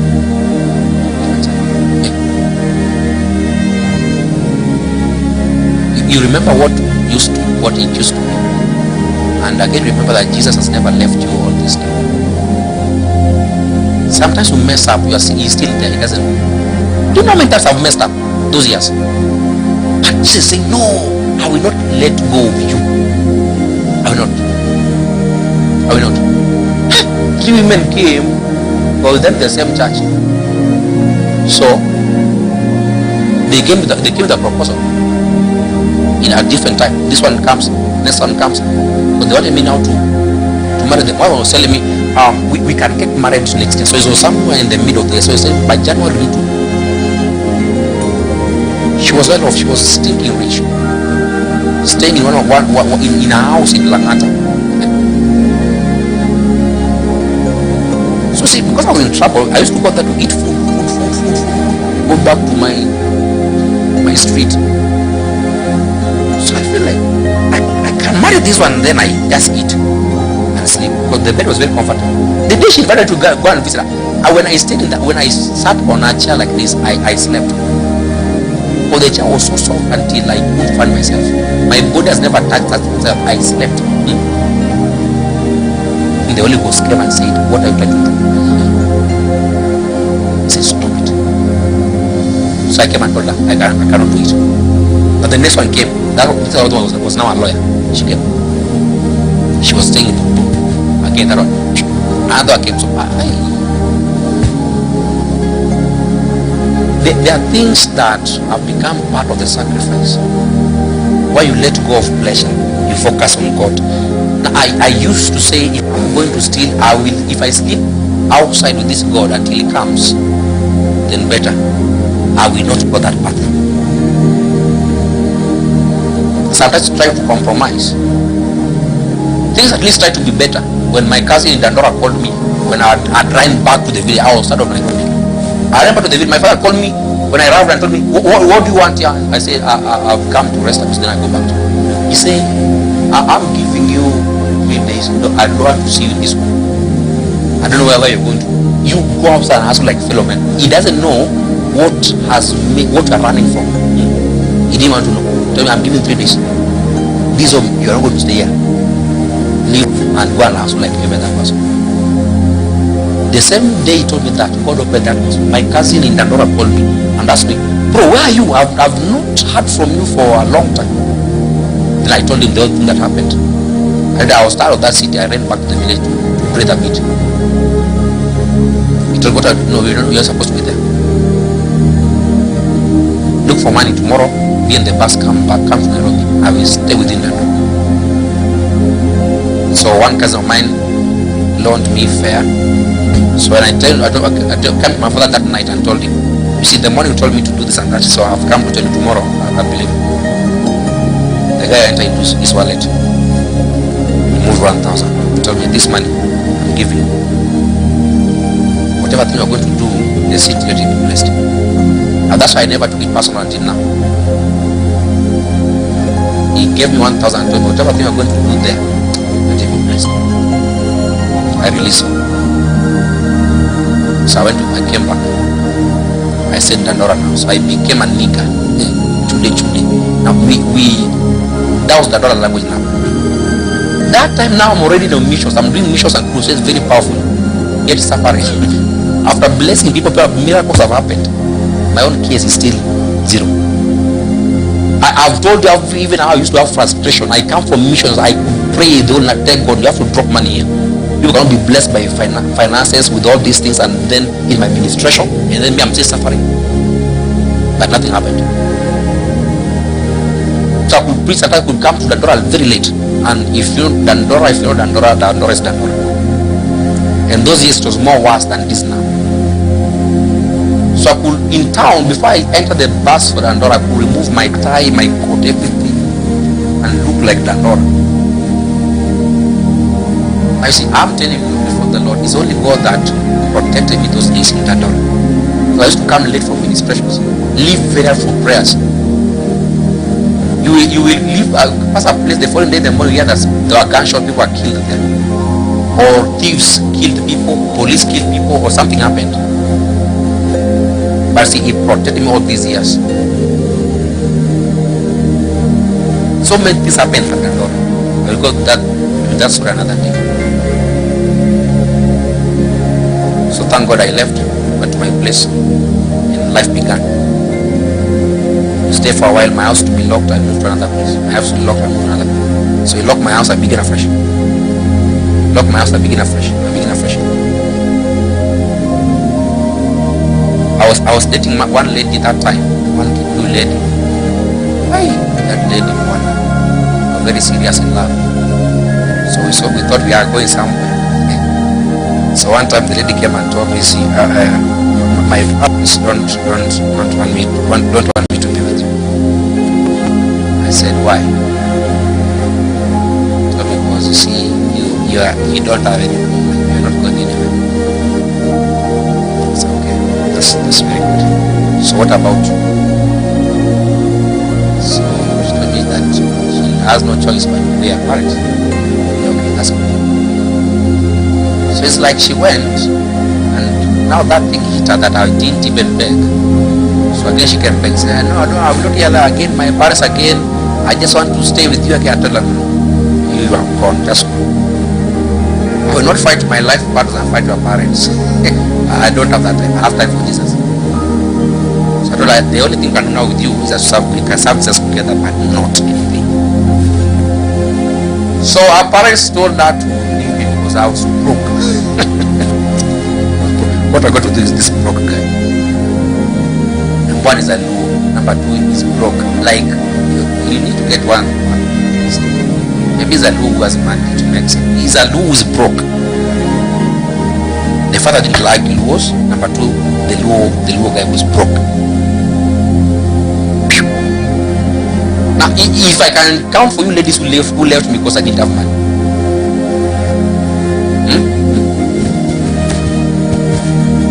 So many of them. And most of them made wrong choices because they went to look for what I didn't have. You see, the only thing I had for them was Jesus. I didn't know even how my wife entered into my own box. You see, if you ask me what I had, I will tell you the only thing I have is Jesus, and He's more than everywhere. If you can trust this God with me, we'll go far. I see my wife trusted God with that. Now you see, she's enjoying what she trusted God with. And thank God she also had God by herself. She married this preacher man. But others left. Now, even the marriages they are into, they have no peace. Because those are trying to run away from will look for you. The order of life. Go through the process. God will help you. Those who are passing through things now, Jesus is banking on you, and I know He will assist you. He will help you greatly. Please depend on Jesus. Don't give up. That thing you're going through even now, depend on Jesus. Those days I used to leave those verandas, go and borrow a place to take shower, go and minister. I will miss a powerful. Nobody will know that this guy is homeless. This guy not eaten for days and he's preaching here. I used to wear those clothes. I will tuck in. When I do my belt, even the trouser will budge from this side. Like it's like it was not cutting well. I was so thin.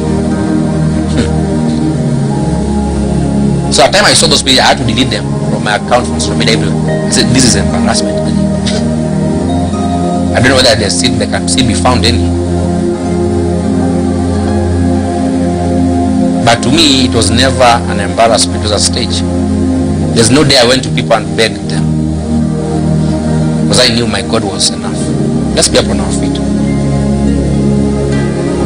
So whatever thing that it is that you're going through now, or your family is going through, please trust God.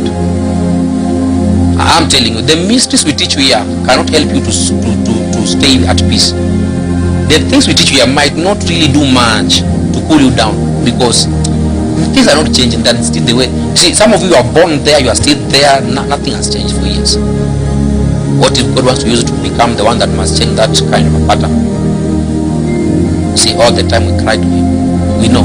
Hey, our hope is alive. It is not gone. It is not lost. Our hope is alive. The result of the situation might not be the way you want it. It is not gone. Our hope is still alive. Jesus is still present. And even now, some of you, the Comforter has come. There's a reason why He had to be called the Comforter.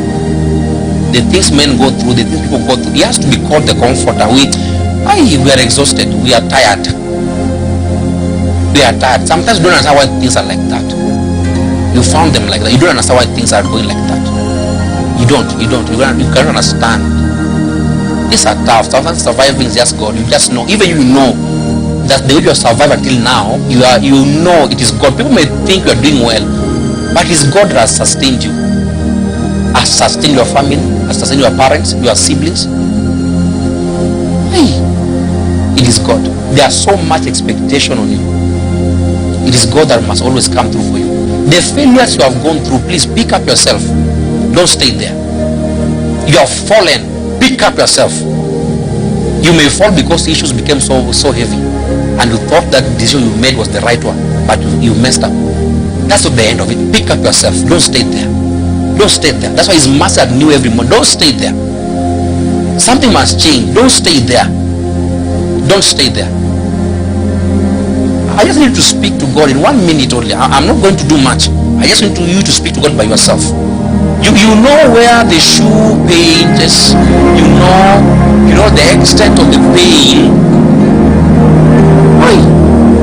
Just tell Him, Lord, again tonight, I've prayed for this for long, Jesus, but again tonight, just remember my family. Just change the whole situation in my life. I know I've prayed for this. I know I've cried for this. I know many of the times I've asked you to come through for me. I've prayed, I've fasted. Nothing has changed. Oh God, I'm not giving up. I'm not giving up.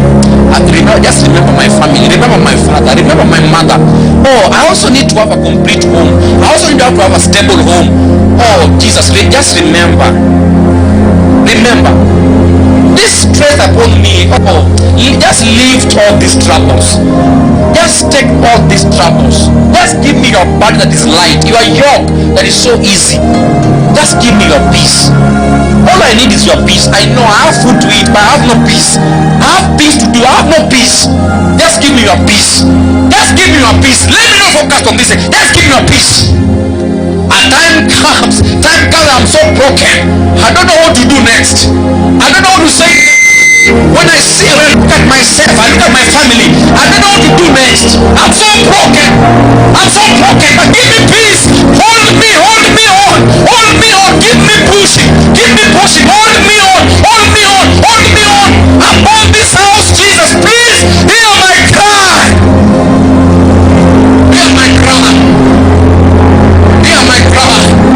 This is a broken vessel. Hear my cry.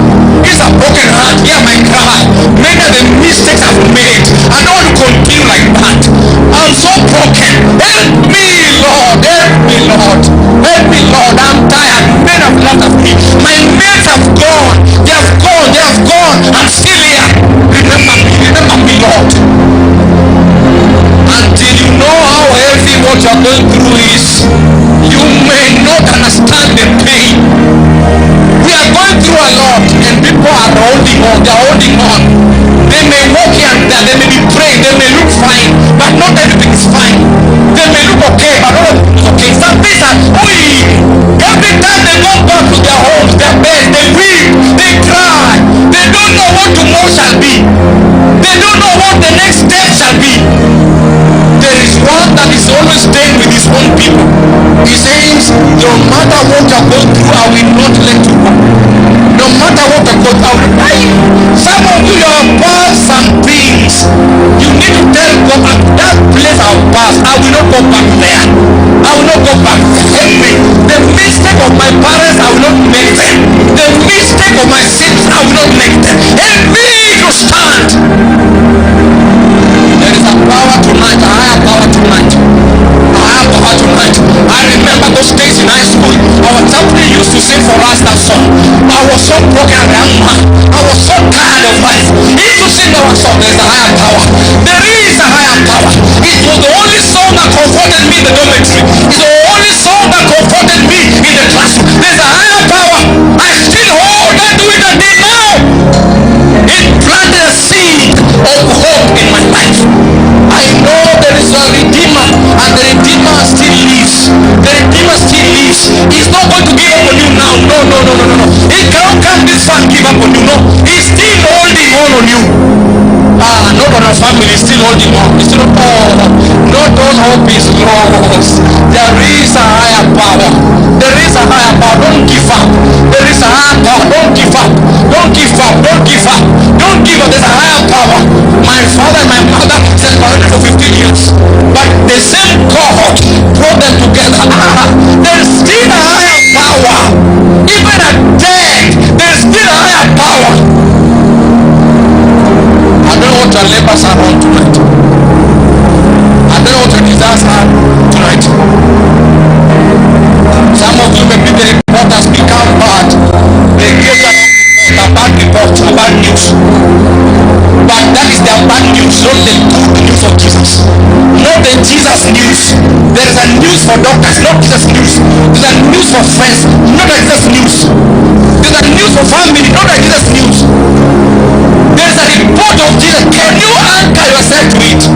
Can you hold on to it? There's a report of Jesus. Can you hold on to it? I'm pushing the hope into you. I'm pushing peace into you. I'm pushing again awareness that Jesus is present. He is the same God. He has never abandoned his people. Oh Lord. May you look at their hearts, my Father. Look at their hearts. Look at tears. Look at their desires, their hearts. Lord, I pray you answer them. I pray you answer them. No matter how many years has taken, no matter how long it has taken, let the burden be lifted and let solution now come. I pray for good news to come. I pray for that peace to come. I pray for the shalom of God to come. Let it come. Let it come. The solution to come. The solution to come. You are not losing it now. No. You will not lose it now. No. No, no, no. Not your case. Not your case. They that went before you might have struggled. Not your case. The failures of your parents is not your failure. The failure of your siblings is not your failure. The failure of your friends is not your failure. Something is coming. There is a higher power. And Jesus is working within men now that he may bring a settlement unto that case. He's working unto men now that he may bring a settlement unto that solution. He may bring a settlement unto that issue. Something is happening and the Lord is searching the hearts of men.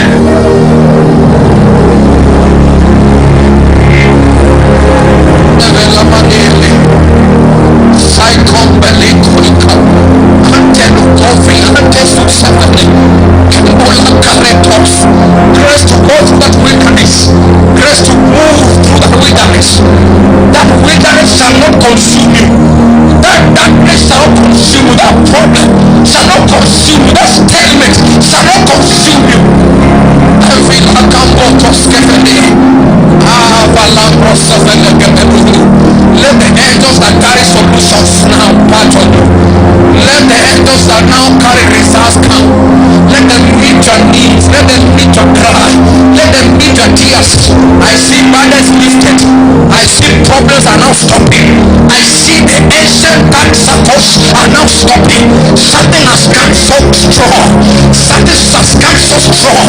You didn't know where the next help will come from, where the next assist will come from, but something has been given now. A help has been given now. A solution has been given now because Jesus is seen.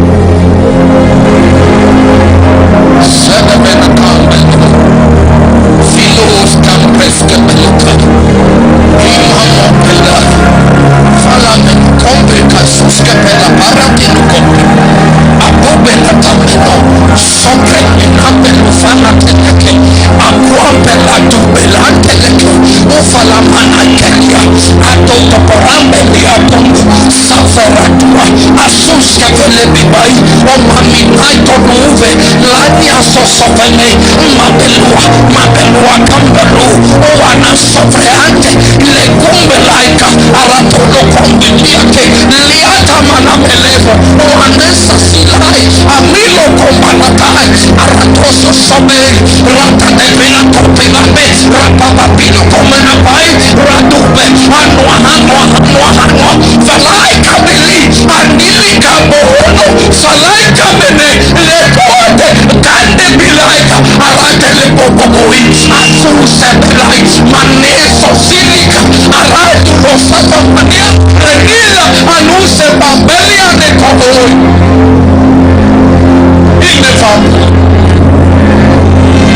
Never lamambo koboi.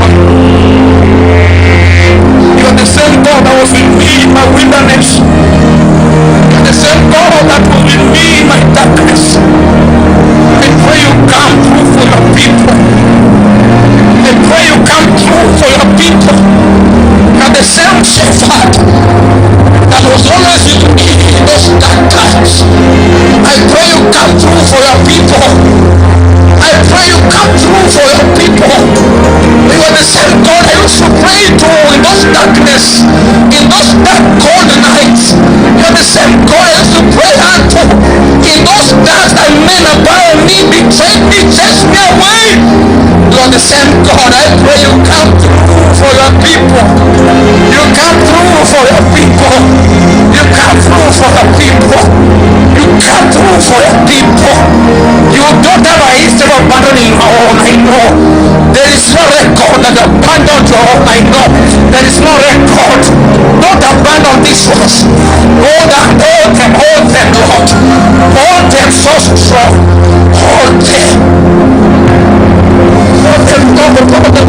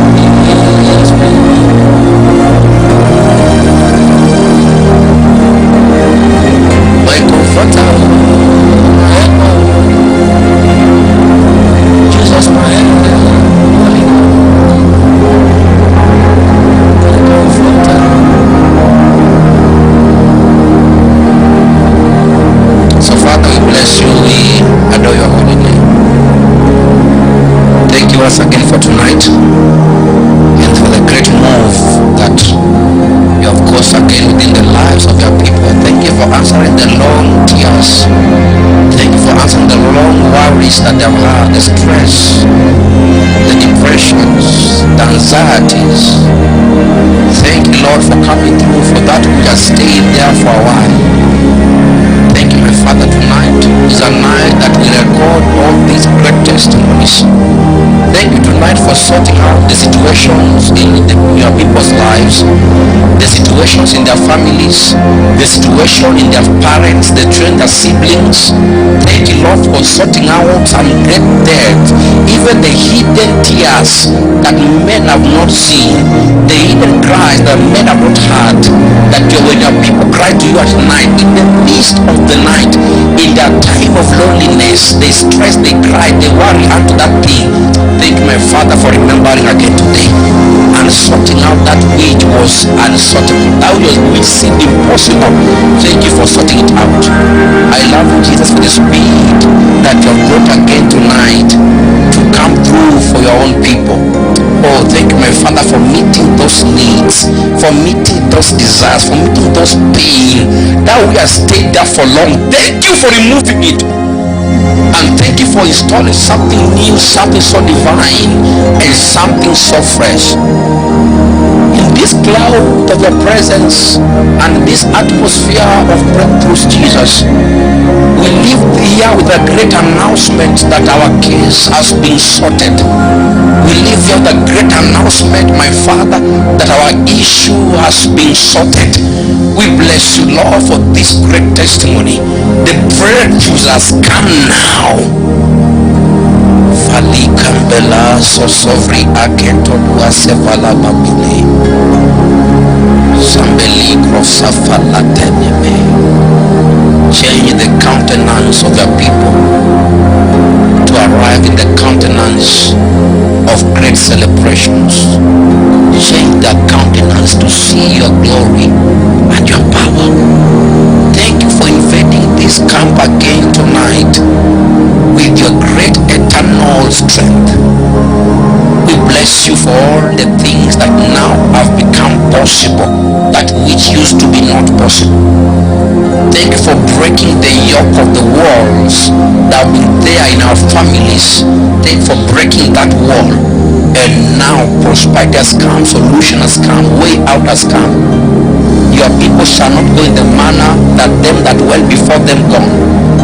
These are glorious people, a glorious generation. Their struggles are removed, their worries are taken, Lord, and all that which has made them to be in pain, a pain that they have never explained to any man, a pain that no man can understand and only you can understand, that which has stayed for a while in their hearts and they have never spoken about it to anybody. Jesus, thank you now for entering the depth of their heart and existence and bringing that solution to them. In all things you remain glorified. In all things you remain exalted.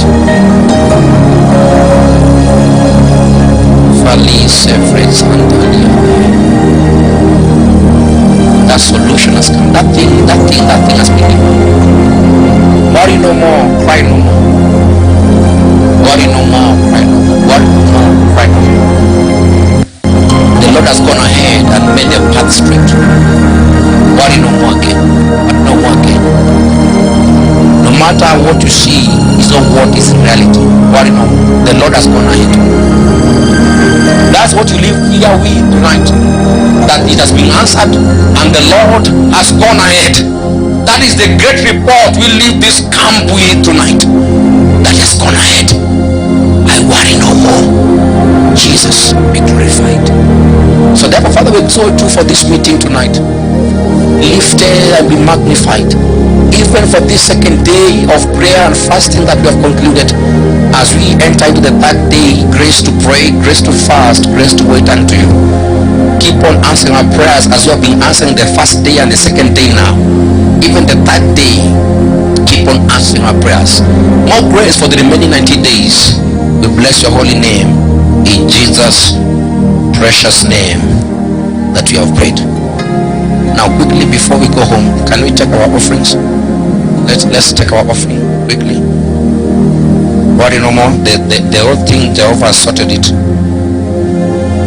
and we shall keep on laboring. We have entered that season. I told you, the battle axe season. We are not giving any chance to the enemy.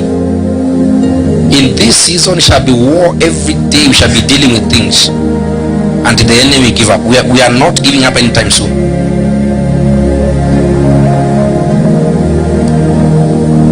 So he told me about those testimonies. I know they have come. Let's pray for the offering. Father, in the name of Jesus, it's time that we want to worship with our offering. Receive it and let it be a blessing unto us 1,000-fold and all round, that as so as you desire unto us. Let it carry life as we give, in Jesus' name. Alright, you can take a minute and give. Those who are giving soft copy, you can use the numbers shortly will be on the screen, both online and in church. Those who are giving by physical, you can come before the altar and give. So let's take a minute and give.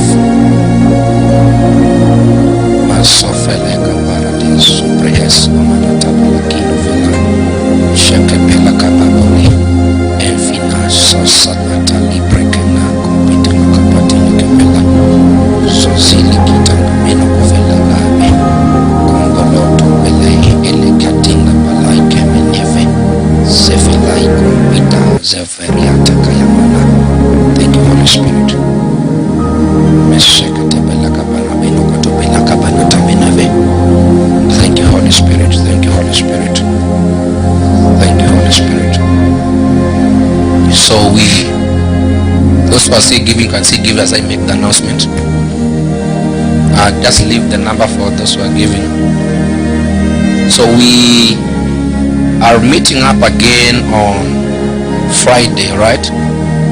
So Friday we gather again here for our Friday fellowship. Are you together? Then on Saturday I'm having my birthday celebration, and the Lord instructed me somewhere in October to do it in that style. So I didn't think the Lord was serious, and until last night, when now he instructed me to put it down on writing. So I had to call Pastor Vitra and told her, you see, this Saturday I'm having this and this and this and this. I think she was the first person that I told that thing that I was having. Now that thing the Lord instructed. So I'll be having my birthday celebration. Now you people will know that I was also born. Just some of you think that I came from heaven. That's why I preach. No, even the preacher man was born. So you see, and generals are born in December, including Jesus. So if you're born in December, you need to change your dates of birth. Look for a date, even 13th of December, we can celebrate. It's not late. You get that? So just right, even if we celebrate your birthday in July, just come and tell us. You see, the Lord told me my birthday should be on the 17th, and we shall celebrate you on 17th. You get that? So generals are born in December. If you're born in December, change your date. You get that? I think Joy's birthday was the other day. So I only saw in her status. So I asked her, it was your birthday? She said yes. I said, we thank God. We have been having a busy time this side. We didn't know. So I realized Joy's birthday was the other day. No, in November. So we have Joy and Wavinya in November. Megan, you also in November. October. Megan, my wife, they're in October. The two of them. But I think the more people will be giving birth in this church, we'll have people occupying every month that is not occupied. At least Taylor's in January. We are to occupy February, March. So every month shall be having cake eating, right? Yes. And if you people become many some month, we shall be combining one birthday for the old people, everybody in this church for that month. So we save on time and resources. We're celebrating with somebody today, tomorrow we cut another cake. We shall be cutting one cake for everybody that month. We are going to work on that to begin on that next year. So even if you don't cut your cake your day, we shall be cutting that cake that month for everybody who's born that month. Alright? Yes, as a church. But you personally arrange your own program, we shall come there with gift and celebrate you. So from next year, if you have a birthday arranged somewhere, we shall come. But as a church, we shall be celebrating people those who are born monthly, right? If you are born that month, you shall obey everybody that month. If you're one person, thank God for you, we shall cut that cake on that day you are born and give you our gifts there. Yes. And the church we shall try, the people celebrating birthdays every month, we shall try to give them gifts as a church. Not as people, as of individuals from church. I'm saying as a ministry, we shall try to give these people, we shall try to give a gift, right? Even packet tropical. You see, we have done, do you know how tropical is important when your stomach is empty? Yes, it come handy. So we shall try to give gifts, right, Megan?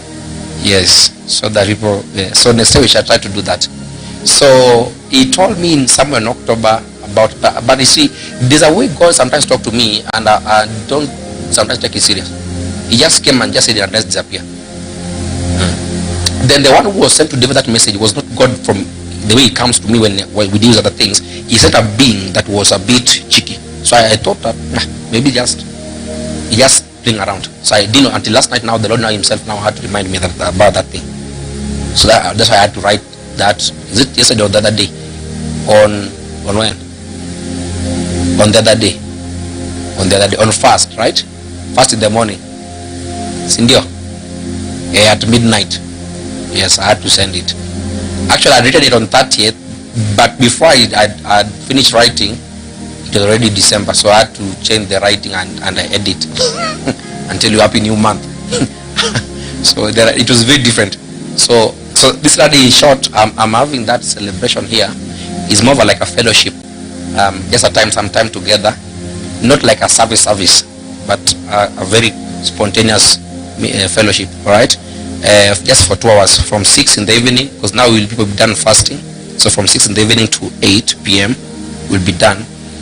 There'll be short prayers, there'll be short worship, there'll be short word, then there'll be speeches from friends, from a few of you. Then I also share a bit of my story and such and such and such. Then I don't know what test as planned. She was telling me that she has some bombshell. So I'm looking at the bombshell.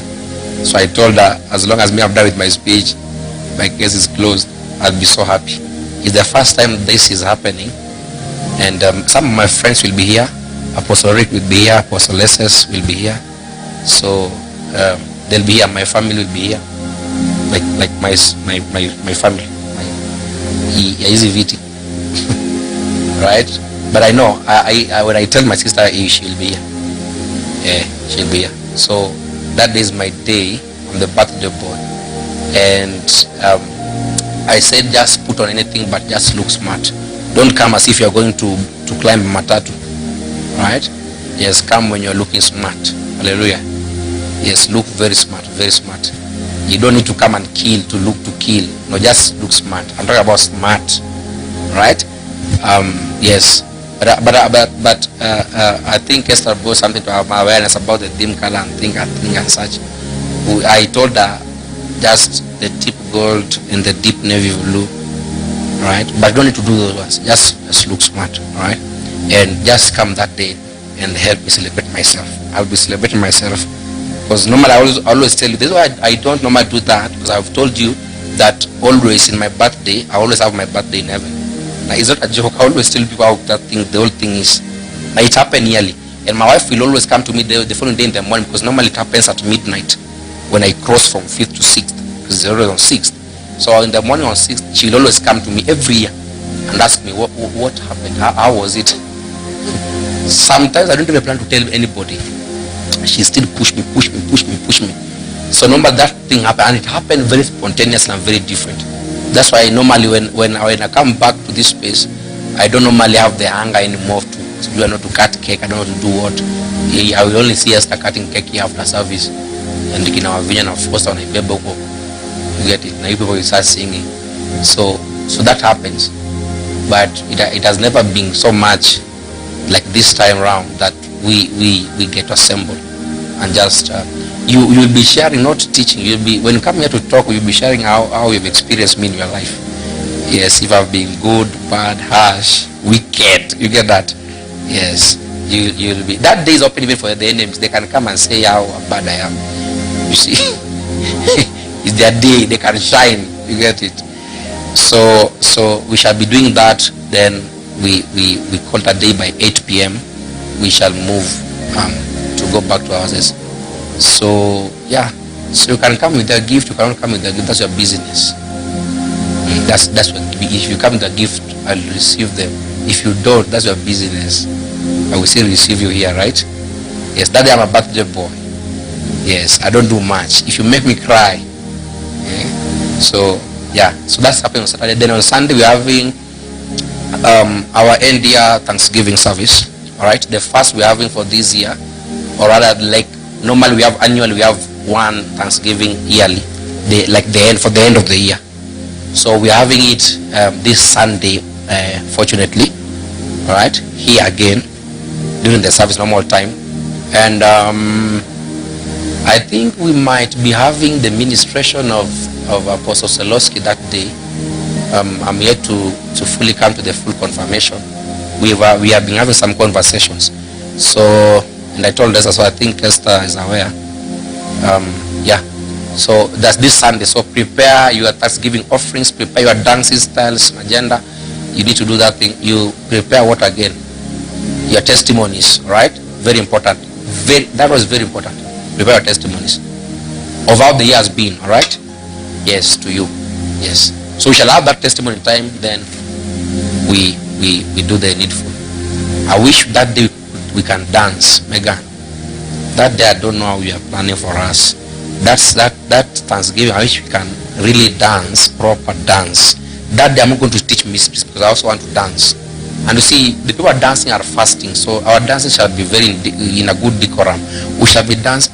We shall not be sweating, because if you sweat, you lose 1 kilo. So you will try not to sweat. If sweat comes, you push it back. So that day we need to really dance on this Sunday, like this Sunday, during the Thanksgiving, India Thanksgiving. We need to really dance proper. All right?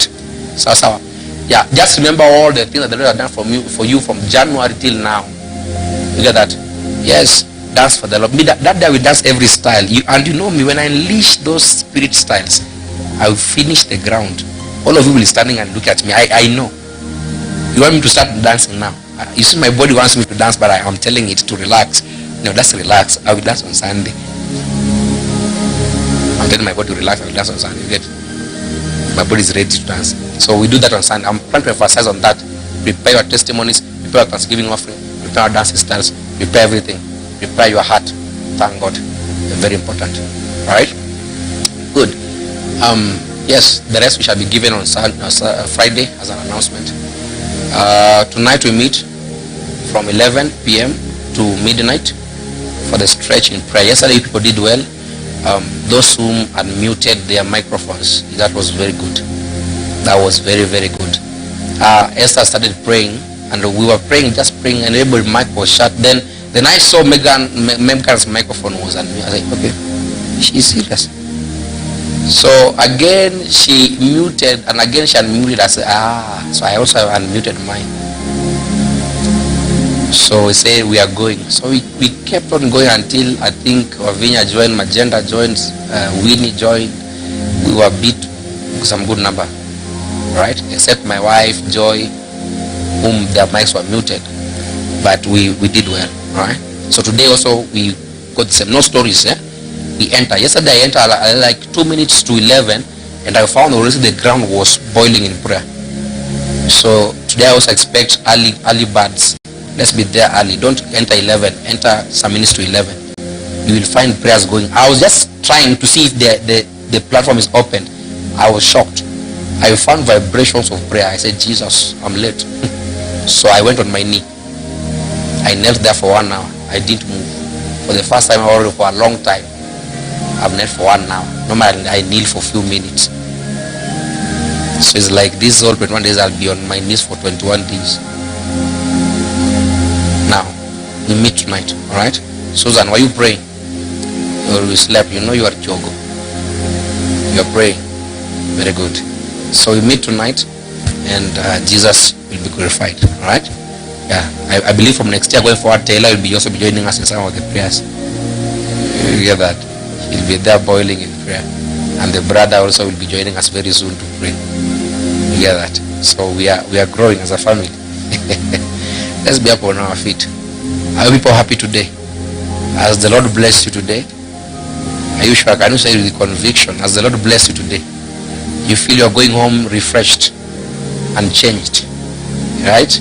Yes, all the prayers answered, every expectations met, right? So you're going home energized. Satan is in trouble. No, he's in trouble, I'm telling you. He's in trouble. So that is that. Now I want us to share the grace and we depart. Thank you for coming for this service. See you on Friday and see you at midnight. Otherwise, see you at, I'm also giving you my birthday invitation. See you on Saturday. Hallelujah. Yes. You are permitted to miss heaven, but don't miss this birthday. That birthday will take you to heaven. Don't struggle. That birthday will take you to heaven. Get that? Celebrate people that you may also be celebrated. And I'm not just people. Am I just people? I'm not just people. Yeah? I'm not just people. One day I will come and call you one by one. I will tell you all your secrets. You will know that I've been keeping quiet the whole year for you. Just to help you survive. Do you know how many of you mess up here? Yeah? God gave me wisdom to be silent. I said, is it Esther? The summer I was telling that you see, if you were this, there are some months back here, most of you have messed up. You have messed up. But I couldn't tell you, you still remain close. Still greeting you well, hugging you people, good people. But I know this one I'm greeting is in problem. But do you know why I keep quiet? Because the Lord told me, give them chance. That is wisdom. The fact that I see is not mandated or mandatory for me to speak. I must stay quiet. So that's something. Do you know how many of you I know you are sick? It's how you have been messing up carelessly out of this church. Hey. And then you come here crying with Jesus. But I say, hey, listen. But thank God you have the sense to cry for Jesus. It shows that there's still hope. Satan has not taken you, right? Isn't the things you do outside our church. But most of you have tried. The battles you are in, you tried, you came out strong. And I'm proud of you. Before the year ends, I will call some of you and tell you I'm proud of you. Some of you will call and tell you I'm ashamed. You tried, but you are not yet out. But do you know why I'm not doing that? Because that's your flesh. You still overcome. You get that? Hiyo njia uko nayo, you will overcome. Hizo ujinga zote unafanya, you will overcome. I stopped that around 1 year or 2 years back when I realized that because I used to do that thing so much on Esther and Victoria and Joy. So I realized that people are getting more scared. They now think I'm nini. So I decided now to assume that I don't see anything so that people can forget. Because I realized people are getting so much scared when they're in their house. I want you to be free when you're in your house. Get that? Listen, I'm only seeing the things you do, not your nakedness. Hello? Don't think I'm seeing you in bathroom. I know some of you want to think bad. No, those things, I'm not allowed to see that. I'm being veiled. I cannot.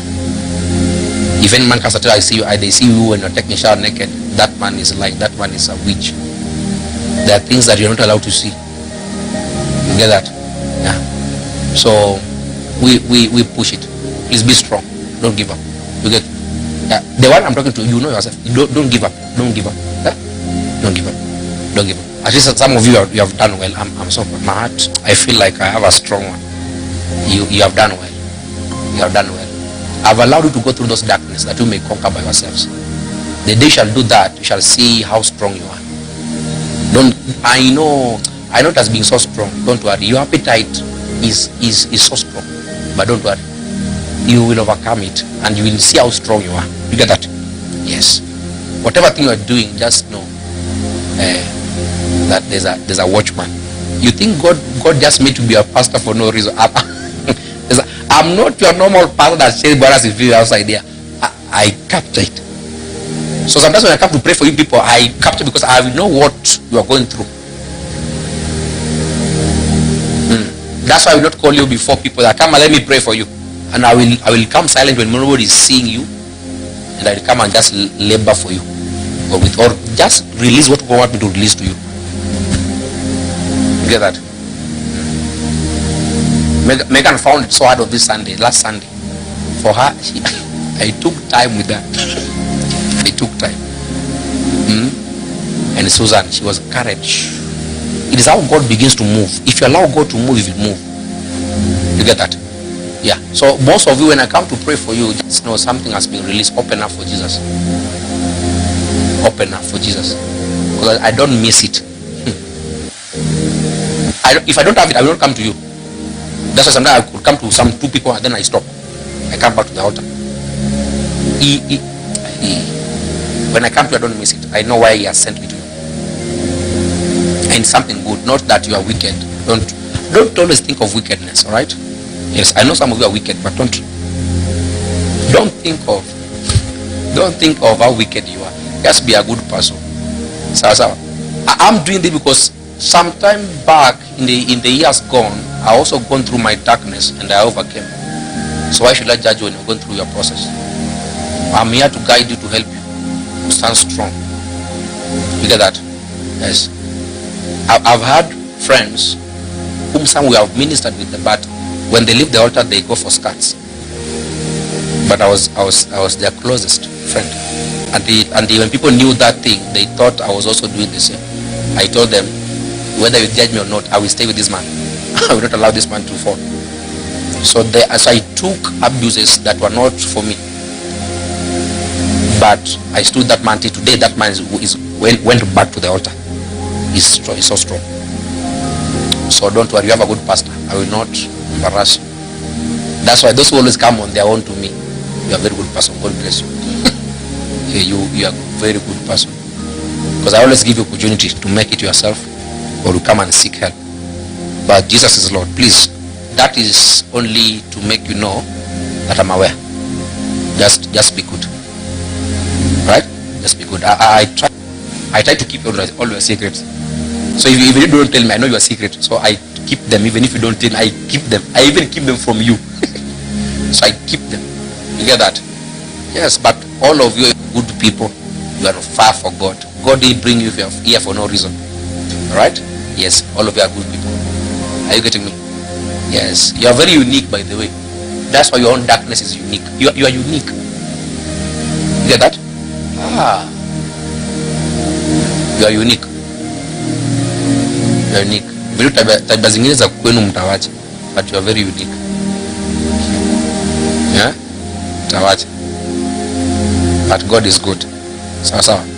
Yes, I will keep on praying for you people. I'm telling you, will stand. That's why the moment you're about to hit it, you escape. Just know there's an arrow always being thrown to separate you. When you're about to fall, alright? It will help you. It will help you. One time I called one lady, thank God she's not here so I can say this. And I told her, don't do that thing about to do. Where you're going to? You are going to sleep on that bed of Jezebel. She was saying, no, I'm going for blah blah blah meeting, office or whatever. I don't know, you're going to an office. You are going to that bed. That bed is going to defile you. She thought I was just joking. I was just yapping. I didn't know what I was saying. It had seen it. Then things happened. She came back crying. I told her, you say I warned you, but still my daughter come. We'll help you. So I held her and I said, Father, deliver her from this stress. In Jesus' name. And she went back to herself. She came back no more. She began to seek God. That's why some of you are very good people. You are very good until you fall into those darkness. Then you seek God like nobody's business. Then you fall again to darkness. You seek God. Fall back. I will not give up. Even if you fall 100 times, I will still be with you. You will fall back. When you rise, you find me there looking at you. I will be there. I'm not going anywhere. I'm not going. If you think I'm lying, go and ask person XX. You know person XX? Yes, I stood with him. I stood with him. Not that I'm perfect, no. But these are not something in God. Right? Yes. All of us were on a journey, we try. You get that? There's anointing inside. This outside there's not anointing. You can see scatter and begin to look for scatter. You can see chest, you look for chest. You can see what food. You can see that candy. You get it? So not that we are perfect. We are not. But at least there's a degree that we have entered into. So when we wage this war, we know the extent. So we may fall, we rise. That's why when you fall, you must rise regardless. You must rise. You must rise. All right, we go home. So let's share the benediction now with the grace of our Lord Jesus Christ and the love of God and the fellowship of the Holy Spirit be with us now and forever.